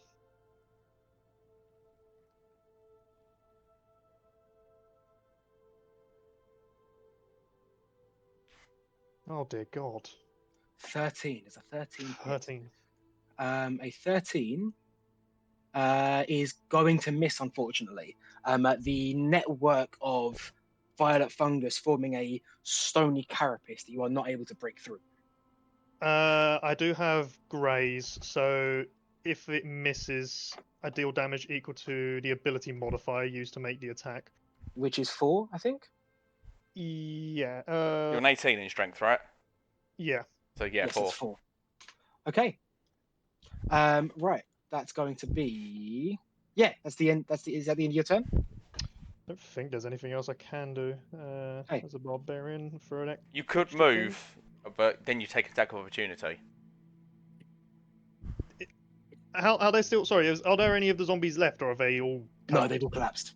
Yeah, I mean, I don't see any reason to move then. Yeah, I'll stay where I am then. Okay, Esmeralda, having left the cemetery, you see behind you that your project is determined to fight this thing. What would you like to do? Esmeralda's just gonna let out this fucking sigh. Like, Tobias' head whips round, he looks at you, and Oh. there's understanding in his eyes. it's just, oh, fine. Someone else feels my pain. She's gonna. Fuck. How far away is Brutus from where I am now? It's gotta 50 be feet, like. roughly. No, 30 feet, because the thing moved forward. 30 feet Okay. away. Okay. I will move. I don't want to do this. Then just shoot it from where you are. You'll be fine. Um.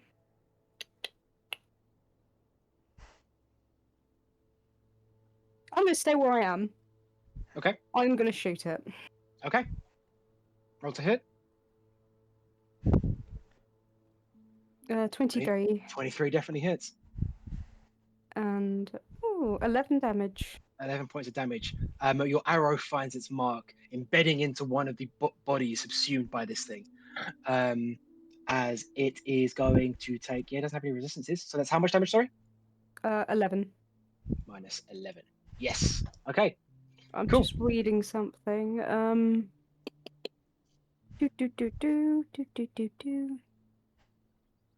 Right, I'm going to spend my bonus action to command my doggo to go forward 30 feet. Wait, has it got 30 feet of movement? It does. He gets Yeah. more than that, right? It doesn't matter. He can make it. Yeah. Go gonna forth and stand nom. Next to Brutus. Mhm. Actually, just behind Brutus. Okay.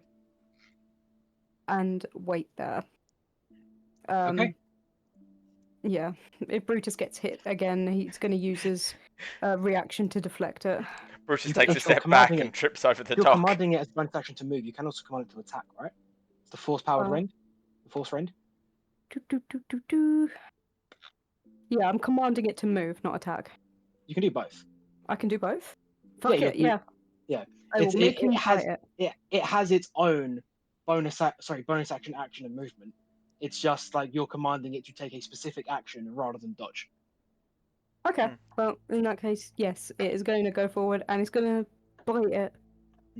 Go Okay. forth and nom. It used my spell It attack uses your modifier, uses right? your spell attack modifier. Yeah. What the fuck is that? Should- +6. There you go. Roll to hit. I'm just going to use this because it's a +6. 17. 17 does in fact hit. Yay. Cool. It's 1d8 plus Mm. proficiency bonus. As your dog gnashes its unholy jaws. 8 plus Holy 2. shit. 10. So that's 10 points of damage. Nice.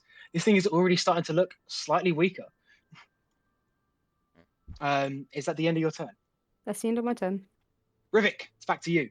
Your companions have Hey. decided they're fighting this thing. Okay, cool. Wait, I'm confused. When was Brendan's turn? He rolled the natural 1. He goes last. He should be now, right? Oh, my bad. Yep, I forgot to add him to initiative order. Never mind. Don't worry, I got you, Connor. Thank Brendan. you. Now what you My need to bad. do is run up and set this thing on fire. He's in front of me, isn't he? Big time. Yes, you're next one. I'm going to use my bonus action to use 5 lay in hand, 5 from a healing pool to cast to get rid of my poison condition. Smart. That's using the old noodle. Oh, wait, shit. Brutus should have had disadvantage. That doesn't. We'll go back to it. Should have been Yeah, flat. So but you no longer whatever. have. I no longer have poison. I am now going to hit with. Is there any other enemies around us? Or Nope. just this? No, Just it's that. just Just that. Okay, so I'm going to hit with my maul, which I've named to Judgment. Okay, roll to hit. Oh, that's going to be a 14. 14 does not hit, unfortunately. Yeah. Is that the end of your turn? Disappointing. Yeah, I don't have any reactions. Okay, Timaeus, it's your turn. Okay. Is it? No, it's not. It's back to the top of the initiative. It's Rivik. It is. No, I was misreading. Yeah, you're right. Sorry, thank you. Don't worry, I Rivik. got you. Rivik, do something cool. Yes. Something involving fire, preferably. I have none of those things available to me. And you have a torch. I do. Yeah. I do. I know your character sheet Is better there than you anything do. to light though, other than just dashing it in? Well, there is currently a burning pool of liquid oil about 15 feet behind it. And he is also covered in oil. So if you just run up, light your torch in the burning oil, and then just stab it in the back with the torch, it'll probably go up in flames. These things are pretty susceptible to fire, but also we will lose our mushrooms. But I am fine with that. I just owe the guy. We just owe the alchemist 100 gold. Yeah, like, Just you know, Just I'm don't sure. talk to him again. Just leave. Tobias' pride and honor won't let him do that. Esmeralda works on deals. She needs to go pay him back. Okay. So go do the thing. I am going to bonus action Zephyr Strike. which gives me an extra 30 feet and an extra 1d8 on the first attack. Mhm. Which means my walking speed is 65 feet, and I will use that 65 feet to walk up to this motherfucker. So I catching your torch. I'm guessing you're attaching your torch in the fire as you go along. I'll let that be a free action. I'm fine with that. Unless you're fuck just it, attacking okay, it. cool. Yeah, no, Unless you're no, just- that works. That's fine. Okay. So Yeah. flaming torch in hand. For Drop honor. torch in fiery pool, Mhm. and then stab the bitch. With torch. Okay. Roll to hit. Yeah. Would that be an improvised weapon and therefore just a D20? I mean, Just- plus so his dexterity. Okay, so hang on. Am I attacking with the torch, or am I just dropping Yes. the torch? You want to attack with You the need to torch. attack with the torch. Attack with the torch. Fine. Okay. So just dex, yeah. I mean, unless Blake wants to Baldur's Gate 3 it, and therefore just dipping your sword on a fiery surface will light it on fire. Hell yeah. Oh shit. That's 10. That's not great. It misses, unfortunately, as it's able to swing its way about with this lumbering mass, rendering you unable to hit. Timaeus, back to you. Right, so I'm 30 feet away from it, Yes. aren't I? So if I move my full 30 feet, I'll be within 5 feet of it. Yes. I don't have enough movement to do what I need to do. Do you know what? I'm gonna move. I'm gonna move 30 feet straight up, so I'm right in its face. Then I'm gonna pull out my own torch and tinderbox, and I'm gonna use my action to light my torch. Okay. Then I'm gonna action surge and stab it with the torch. Roll to hit. Would this just be like a regular melee attack? I mean, this will be dexterity, like the improvised weapon, like everyone else has been. I didn't realize. I thought it's only dexterity for ranged improvised weapons, not melee. Melee is strength because they're not finesse. Okay. Okay. Which case I will be rolling strength. I mean, either way, even if they are finesse, I think finesse is either or. So yeah, no, you're right. Fuck! Still misses. Oh, wait, no, hang on. There might be something I can do about this.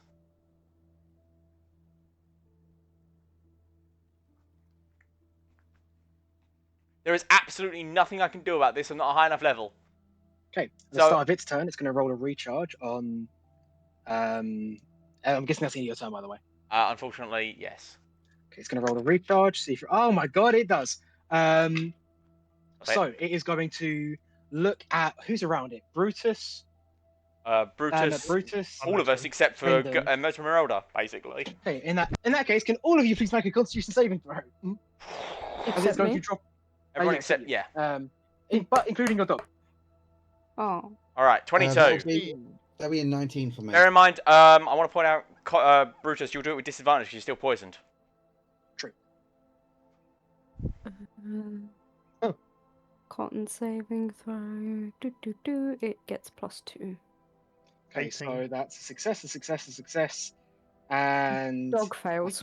a failure for your dog. So your Oh, dog damn. is going to take 29 points of necrotic damage. Oof. The dog is just a lump of bones again. Everyone who succeeded is going to take 14 points of necrotic damage, half down to 7 if you're resistant. Yep. So Rivik, you're taking the full 14. I succeeded and I'm resistant. So you take 7. So you take 7. I take 7. Well, that sucked. Yeah, but I think Timaeus and Rivik, you both take. We both take 14, yeah. Yeah. I'm fine. I'm not sure about Rivik, but I'm fine. Yeah, as it's going to drop a bomb at its feet. No, And say, wait, no, everyone succeeded technically, so no one's poisoned. Cool. Yeah, okay, that is going to be the end of its turn. Oh no, bonus action. It's going to attempt to absorb Rivik. Rivik, can you make a strength saving throw for me? No, fuck off. You can. Is this an attack? No. 7. Oh dear. 7. The tendrils of this thing start to pull you in. You are now Goodbye. occupying its space. You have the restrained condition, and you have a disadvantage on Constitution saving throws. Question. Rivik's still holding the flaming torch, right? Good point. I'm going to have it make a dexterity saving throw to see. Don't worry, its dex isn't very good. It rolls a 7. Burn, fucker! Okay, so as Rivik is pulled into this thing, the oil Hang that's on, it's coating burning with meat in there. Don't worry, that's a sacrifice I'm willing to make. Yes, it is. As immediately, both of you are going to take. I'm going to roll 2d4 fire damage for this, but you're both going to take it. So immediately, you are both going to take 4 points of fire damage. That's fine. You got this. As the fire is licking at your feet. Right, and then it's going to take you and it are going to take fire damage at the start of its turn. So for the minute, you're okay. Right. Can I just interrupt a sec? I'm a bit confused on my Steel Defender. It says that its hit points are 2 plus your intelligence modifier plus 5 times your artificer level. Yeah. Yes. But on my character sheet, it only says 26. Like 4 times. So your artificer level is 4, right? Yeah, so that's 20. Yeah. That's 20 plus your intelligence modifier, which is. Yeah. Oh wait, no. I was reading my intelligence modifier wrong. You got this. Don't worry, Sonia. Okay, We believe in you. I was reading my saving throws. Right, Brutus, your friend has been absorbed by this thing. What would you like to do? Also, do I see any danger in swinging? Like, no. Also, you are no longer poisoned. Pull him out! What is wrong with you, man? yeah, that ain't a Brutus thing. I'm gonna go for another swing. Brutus, I order you to pull him out. I will do another reckless swing. Oh my gosh, there's going to be a problem. We're gonna have words later, Brutus. Okay, roll to hit. 19. 19 hits. So it will be that. It'll be 15 plus another 2d6 for a reckless attack. Okay. Roll a 2d6. Oh, right, another 2. So 17 total. Okay. Yeah, no, this thing it's still standing and it's still willing to fight, but you've dealt a good chunk of damage to it already. Is that the end of your turn?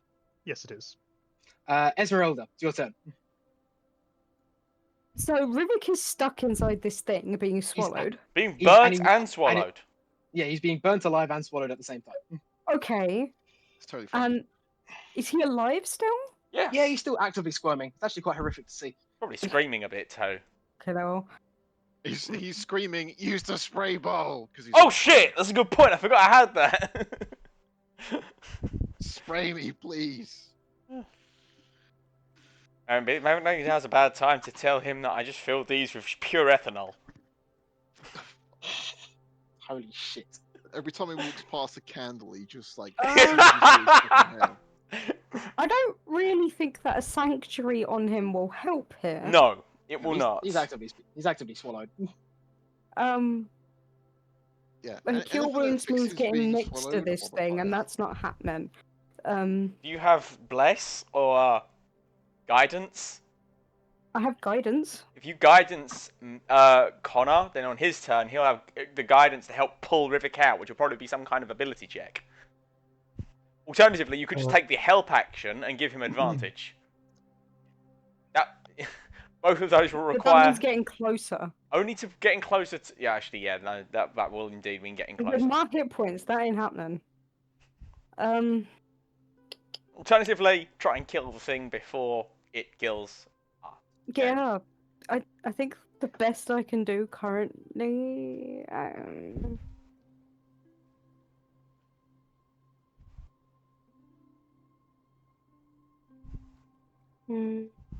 Yeah, I think the best I can do is just try and shoot it again.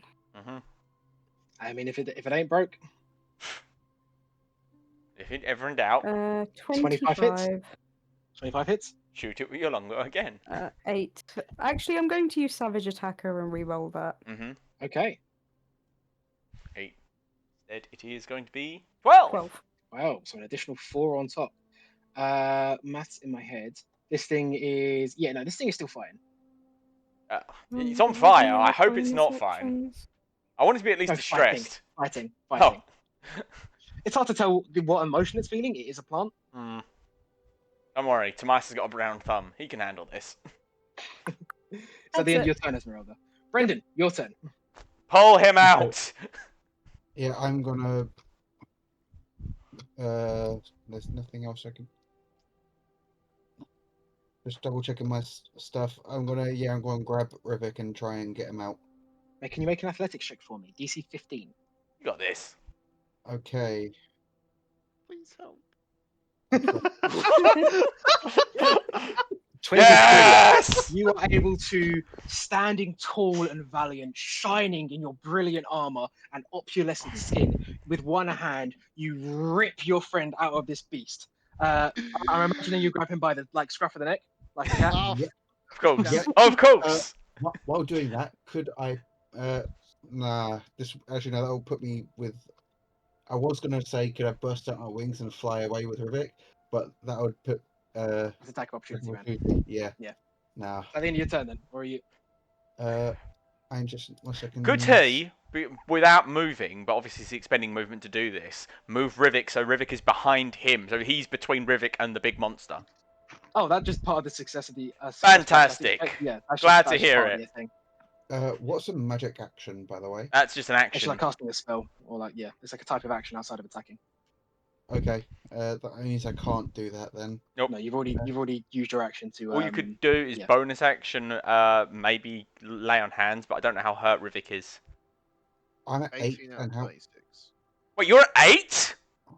Yes, 18. I'm at 8. Fuck! Heal yourself, man! Leave yourself with one lay on I have a hands. chance. I'm going to use 8 of my lay on hands to take me down to 1 and heal 8 hit points. Smart. Keep that one. Keep that Yeah, one. so you're up at 16. We've Yeah. learned the mistakes of the past. Okay. Yeah. Smart. Is that the end of your turn, Brendan? That was everything I have except movement. So Rivik, you are free and no longer actively on fire. What would you like to do? I recommend retreat. Gently massage the scruff of my neck because it's so fucking painful right now. Everyone's just been grabbing me by it. It's so grabbable.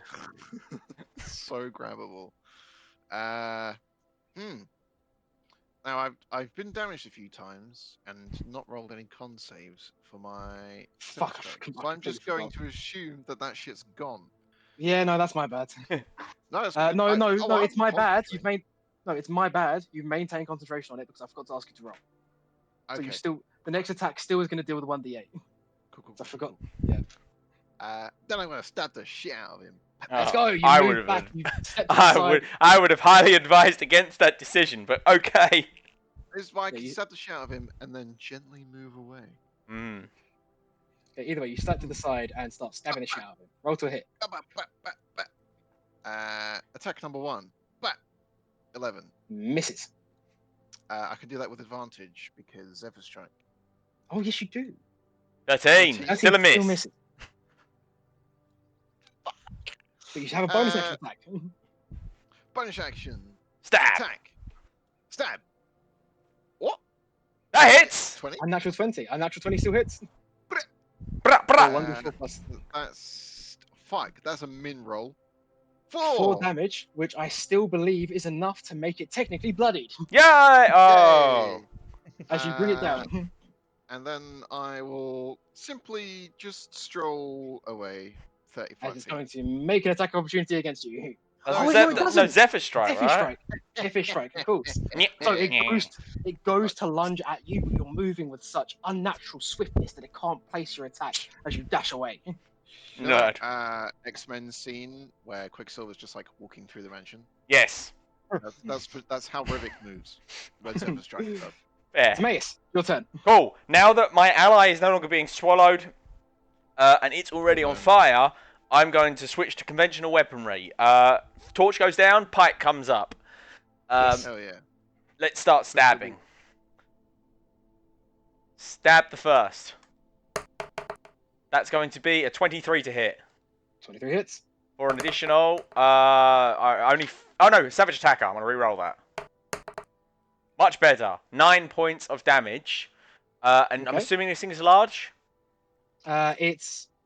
Yes, large. I'm going to shove it 10 feet back using the push feature of my pike. Okay, you shove it backwards. Then I'm going to stride 5 feet forward, and I'm going to use the bonus action butt end of my pike to hit it again. Okay, Which will be 17 to hit. 17 hits. For additional, hang on. This will be an additional +1 damage. Hang on. that'll be 7 points of damage. Okay. And I'm So going you to push strike- it another 10 feet back. Okay, so taking the battlefield back into your reins, under your control, you shove this thing backwards. Your ally has been saved. You're taking Dominion back. Mm-hmm. And then I'm going to move to stand next to Brutus, give him a bombastic side eye that I learned from a close friend, and say, "We are going to have a conversation once this fight's over," and then ready myself to keep fighting. This thing is going to roar as it rolls to see whether or not it recharges. It does not. Good. As it's going to charge towards you and make its first attack. Point of order: the moment it steps within 10 feet of me, I get an attack of opportunity. Why? Because I have Polar Master. Okay, it's the old Polar Master or the new one? It's the new one. Push it back. Okay, does that still work? Okay, sure. It does. Which will be a natural 20. Okay. So that will be 17 points of damage, and I'm pushing back another 10 feet. Okay. Minus 17. So bear in mind he they're had still to going to move. charge- He had to move 10 feet to get within 10 feet of me.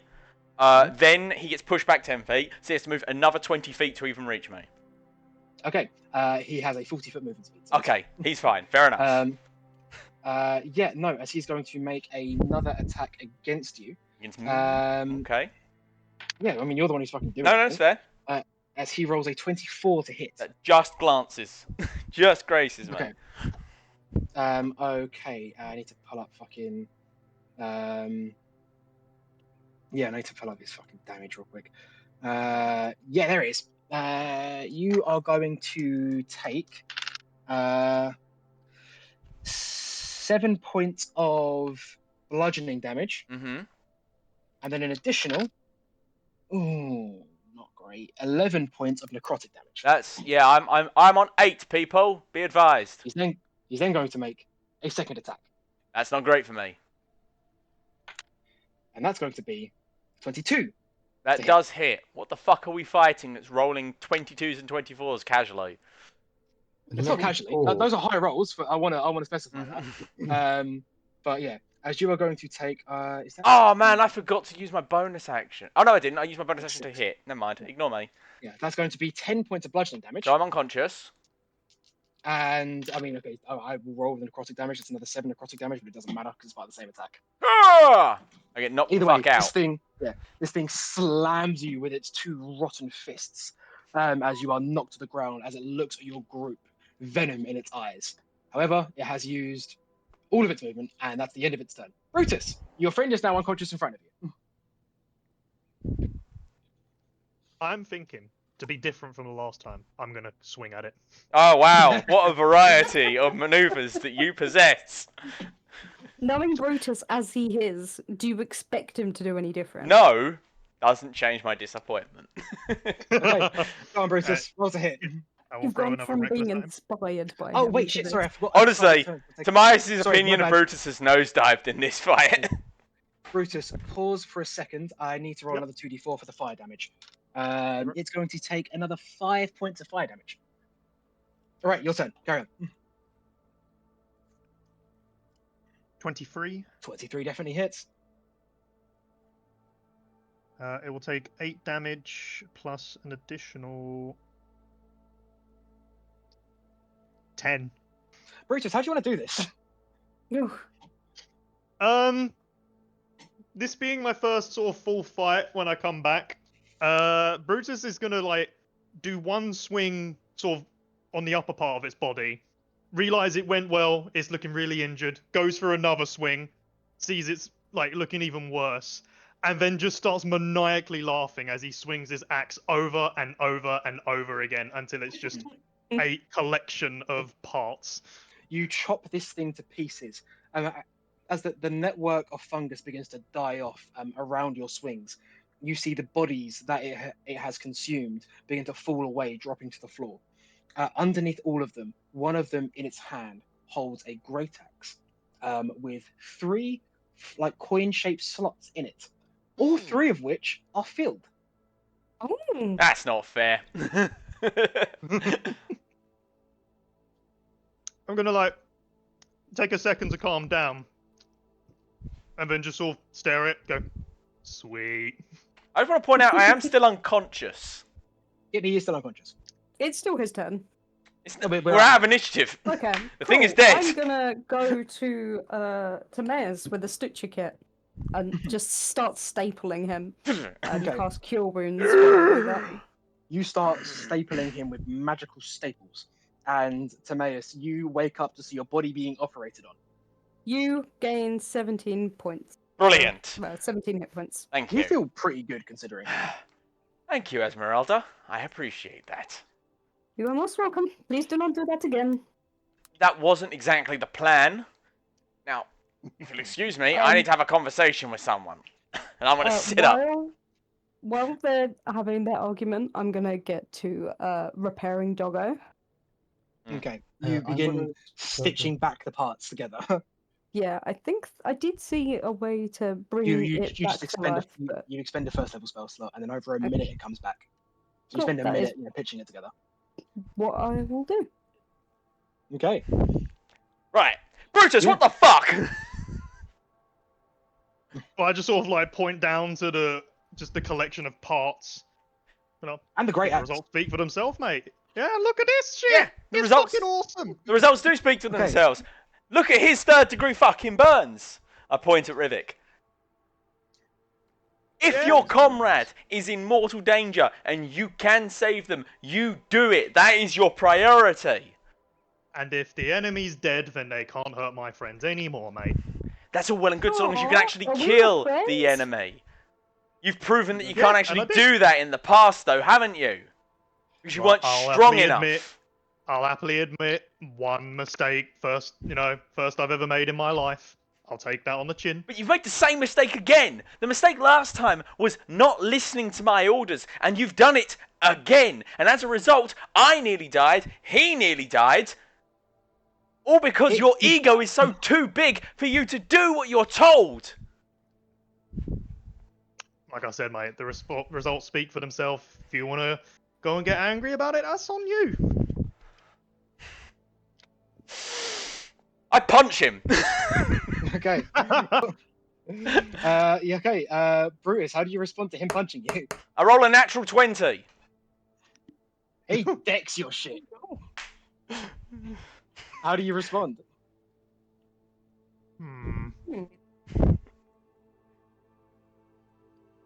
How When I say- how long when I s- after the end of the fight would you say this was? Because if you're 5 doing seconds. this, This I was is, gonna say, yeah. because if you're doing this within 6 seconds, I'm still raging. If you're doing it after 6 seconds, I will have calmed down. It's probably When I more say- than 6 seconds because my speech was longer than 6 seconds. But when I say decks you, I mean puts you on the fucking ground. It's one of the hardest punches you've ever felt from a mortal person.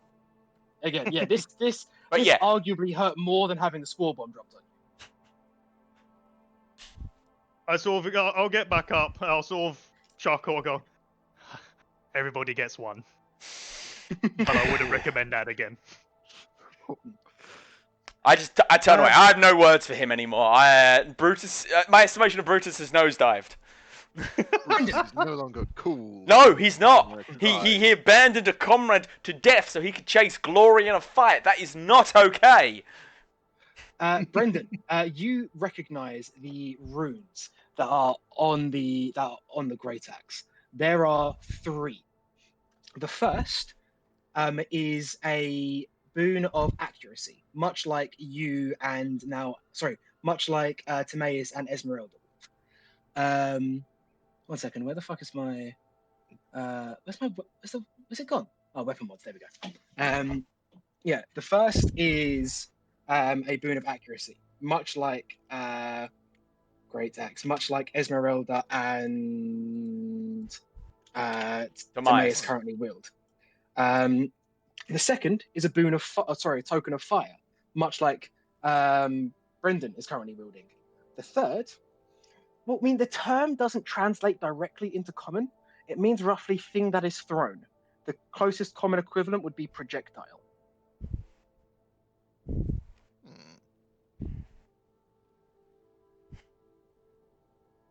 Fuck is projectile?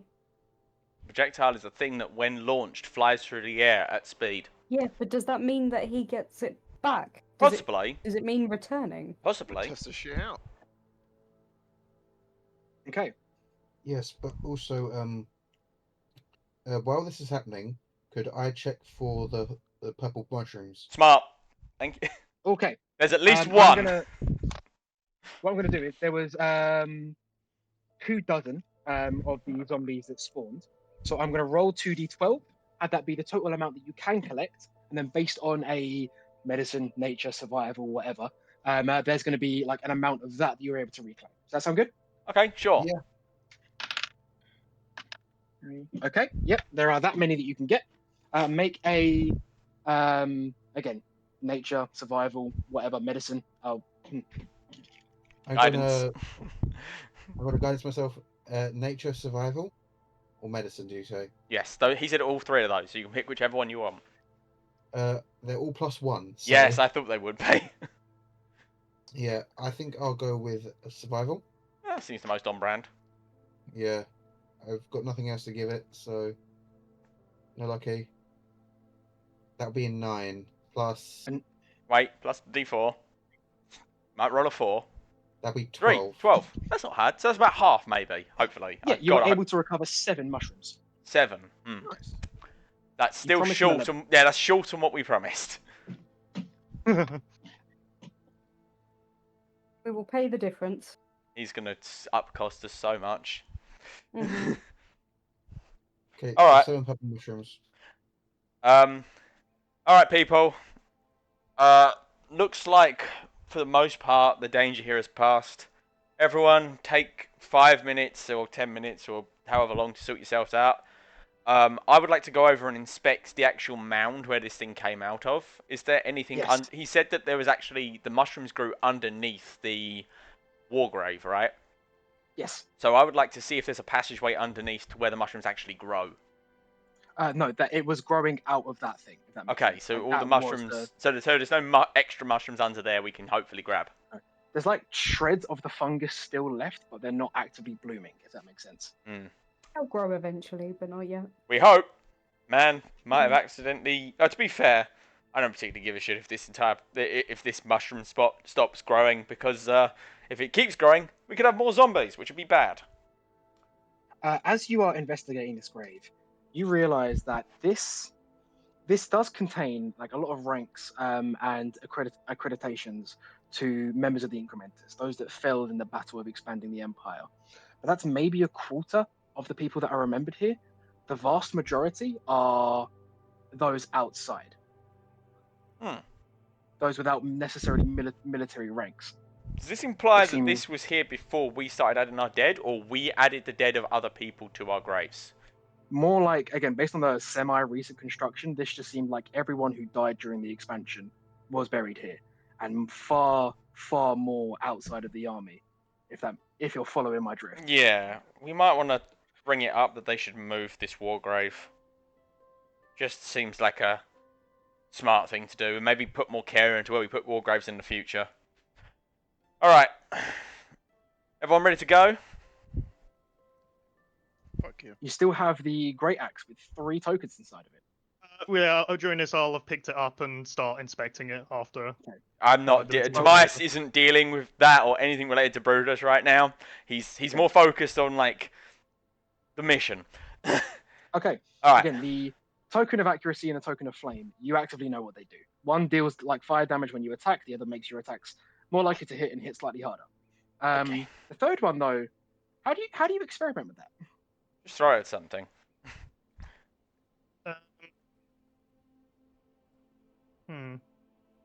Is there like still like are the zombies still dead bodies like on the floor, Yes. or are they? Some Then of them yeah, I'd aim at one of them as if it was like a target.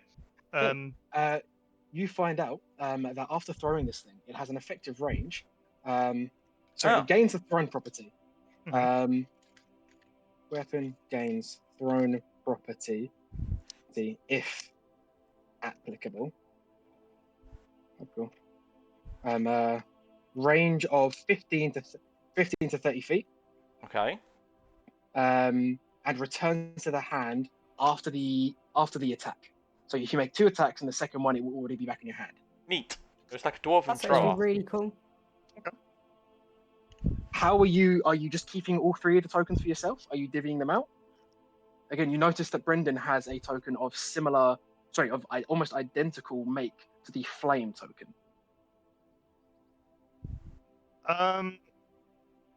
I after sort of looking at them, I'll just sort of say, "How about we sort this out when we get back?" Okay, so where are you guys going? First thing we're going to do is we go to the alchemists, and I'm going to collect 25 gold off of my 4 party members to make up the 100 that we owe. So you're missing 4, 25. Yeah, no, okay. He's going to say, well, I can't say I'm not disappointed, but at least there's something here. Thank you. So that's the 100 we owe you, or we can give you the 7 mushrooms we were able to recover, and then give you, well, seeing as how we promised 12, no, we promised 11, and we gave you 7, which means we were 4 short, which is approximately a third. So we'll give you these 7 mushrooms and 25 gold. I can accept that. Okay, I give him 25 gold and the 7 mushrooms. Then I take the 75 gold that was divvied out, and I'm like, okay, so to do complicated math, you guys figure out what you're doing with the 75 gold, and I'll just collect my 100 from the thing when we get back from the expenses forms. I'm going to be doing the paperwork anyway. 25 divided by... It does not divide by 4? 4. It does not divide by 4. Good luck with that. 18 with extras. So 18, and then one person gets 19. Oh look, I'll pull out. You guys divide it by 3. That means 25 each. So, Yeah. So it's basically only Bruce- only River gave up 25 gold for this exchange. yeah, so Brutus, Brendan, and Sonia each gain 25 gold. Why does Sonia not get a character's name? Esmeralda, there we go. Sorry, it slipped my mind. How dare. Right, okay, everyone good? Fantastic. Let's go back to camp. We have a mission to report to, and I am looking forward to that wine, Esmeralda. Esmeralda Okay. just nods. Walking back to the camp, circling around the back of the tent, you see Prince Olan. He's currently he's got like his own private area to himself where he can't see any of the guards, but you do see a perimeter like formed just outside of his field of view. As they go to approach and say, Prince Olan has requested specifically that he be left alone for the night. Okay. I mean, yes, of course. Forgive me, we are a bit out of sorts at the moment. Is the princess available for debrief? Yes, she's waiting inside of her tent for you as we speak. Yes, sir. I don't actually know if he's a sir or not. Yeah, of course. We go. We move. Okay. As you walk in, Princess Lithyra is going to eye you and say, well? Situation has been taken care of. It appears that the Wargrave was built atop some kind of special magical mushroom that infested the corpses and animated them. I recommend that any corpses at this Wargrave be moved to a new location in case the mushrooms regrow. What was the nature of the threat that you faced? Some kind of animated flesh pile puppeted by the limited intelligence of the fungi. Yes, the man who appeared in our camp was telling a similar story. I assume he's connected to you? We found him on the route there. He gave us some basic... He was injured, we healed him. He gave us basic information as well as a bit of advice. He was actually quite helpful. Well, deal with him as you see fit, but if you do not take him, he will not be welcome here. Understood. Thank you, soldiers. To give my brother some credit, he was right that you are effective, at the very least. Mission speak freely, ma'am. Granted. I believe there may be some merit in what your other brother is suggesting as well. Not in questioning the king, of course. We should follow orders. But in the understanding that this is not sustainable. Just food for thought, ma'am. I was not placed onto the front lines to be a philosopher. My father gave me very explicit words. I am to carry out the conquest of nearby lands. I am to expand his empire so that his great works can benefit everyone inside. It is not my place to question him, and it is not my brother's either. I just nod. I stay silent. Thank you, Lieutenant. You are dismissed. One more salute, and I turn to leave. And I go look for our friend, unless someone wants to, I don't know, have a moment. Does anyone else want to reach out to Giorgio? Not really. Let's go see the guy I healed and see if he's any better. Or I got up. You come back, and he seems in remarkably good spirits. There's no traces of wounds on his body, as he now seems in full fighting force. Ah, my friends! How was the battle? Was it Successful. glorious? We succeeded in our task. There were a few minor hiccups, but we got over them. I mainly came to see how you were doing, and also to tell you that you are welcome to return to our base with us, but unfortunately the commanders here will not be putting you up for any length of time. Well, if in theory I was to accompany you, provide my knowledge on monsters and such, would your commander be willing to pay? I have absolutely no idea. That sounds like a maybe. I will take it. Thank you, my friends. Of course. Now, Esmeralda, wine. Are we going to be camping here, or are we going to head back home? We're start the journey home. Camp here. Doesn't matter. End the session. It's Yeah. like 10:30. We're gonna cut out, fade to black Wine. with us drinking wine. And I don't. Before we forget, when we do get back, I am going to be going to Prince Leon and basically saying, "Your brother thinks this. I think it's possibly a good idea. What are your We'll thoughts?" handle that next session. We'll handle Okay, that I next just don't want to forget. Also, I'm gonna bitch about Brutus to him.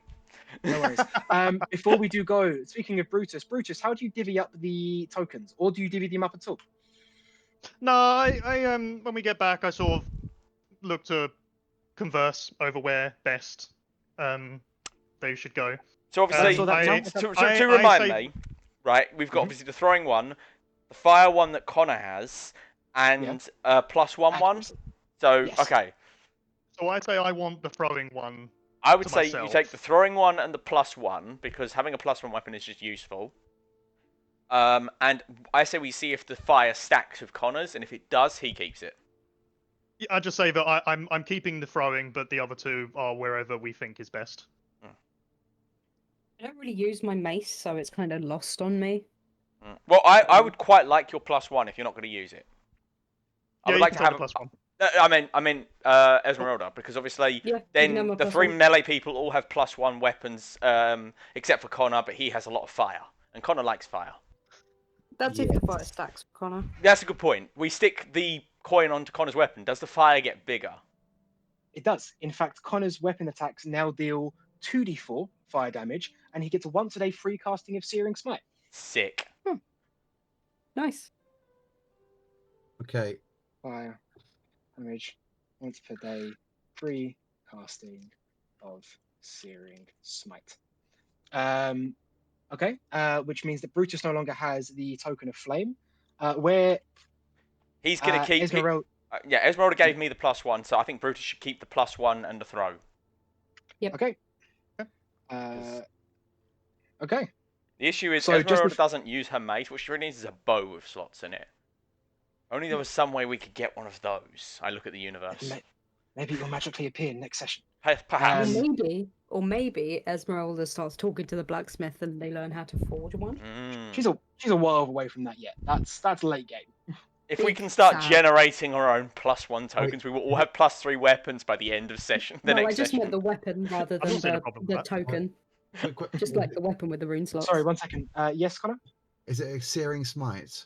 Yes. So yeah, Okay. 2d4 fire damage to all of your attacks, plus a once a day free casting of Searing Smite. Okay. All right, got it. Can he then use spell slots to cast that Searing Smite as well, or is it literally just one charge and It's it's just done? a I already Still have needs- searing smite. Ah, cool. Yeah. But no, it's not a like a racial feature where you can like add it to your spell list. It's just in that weapon alone is one free. Fair casting. enough. Fair enough. Just making sure. One total, or is it once a day? Once a day. Once a day, one free casting, level 1 Searing Smite. Neat. Okay, that's good.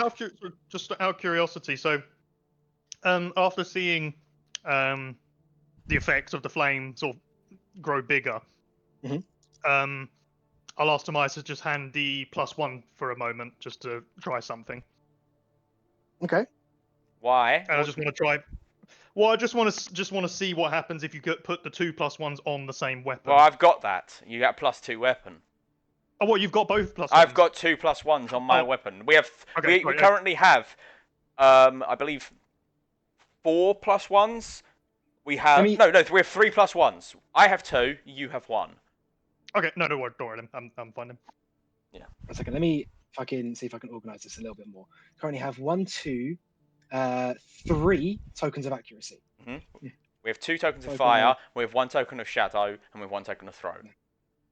Token of flame times 3. Token Times 2. We have 2 tokens of flame, not 3. Oh, 2 tokens of flame. Token of projectiles times 1, and Token of shadow. token of twilight. Right. Twilight times 1. That's your current stock. Brilliant. Good. Yep. Everyone happy? Yep. Right, we'll end the session there. Fantastic.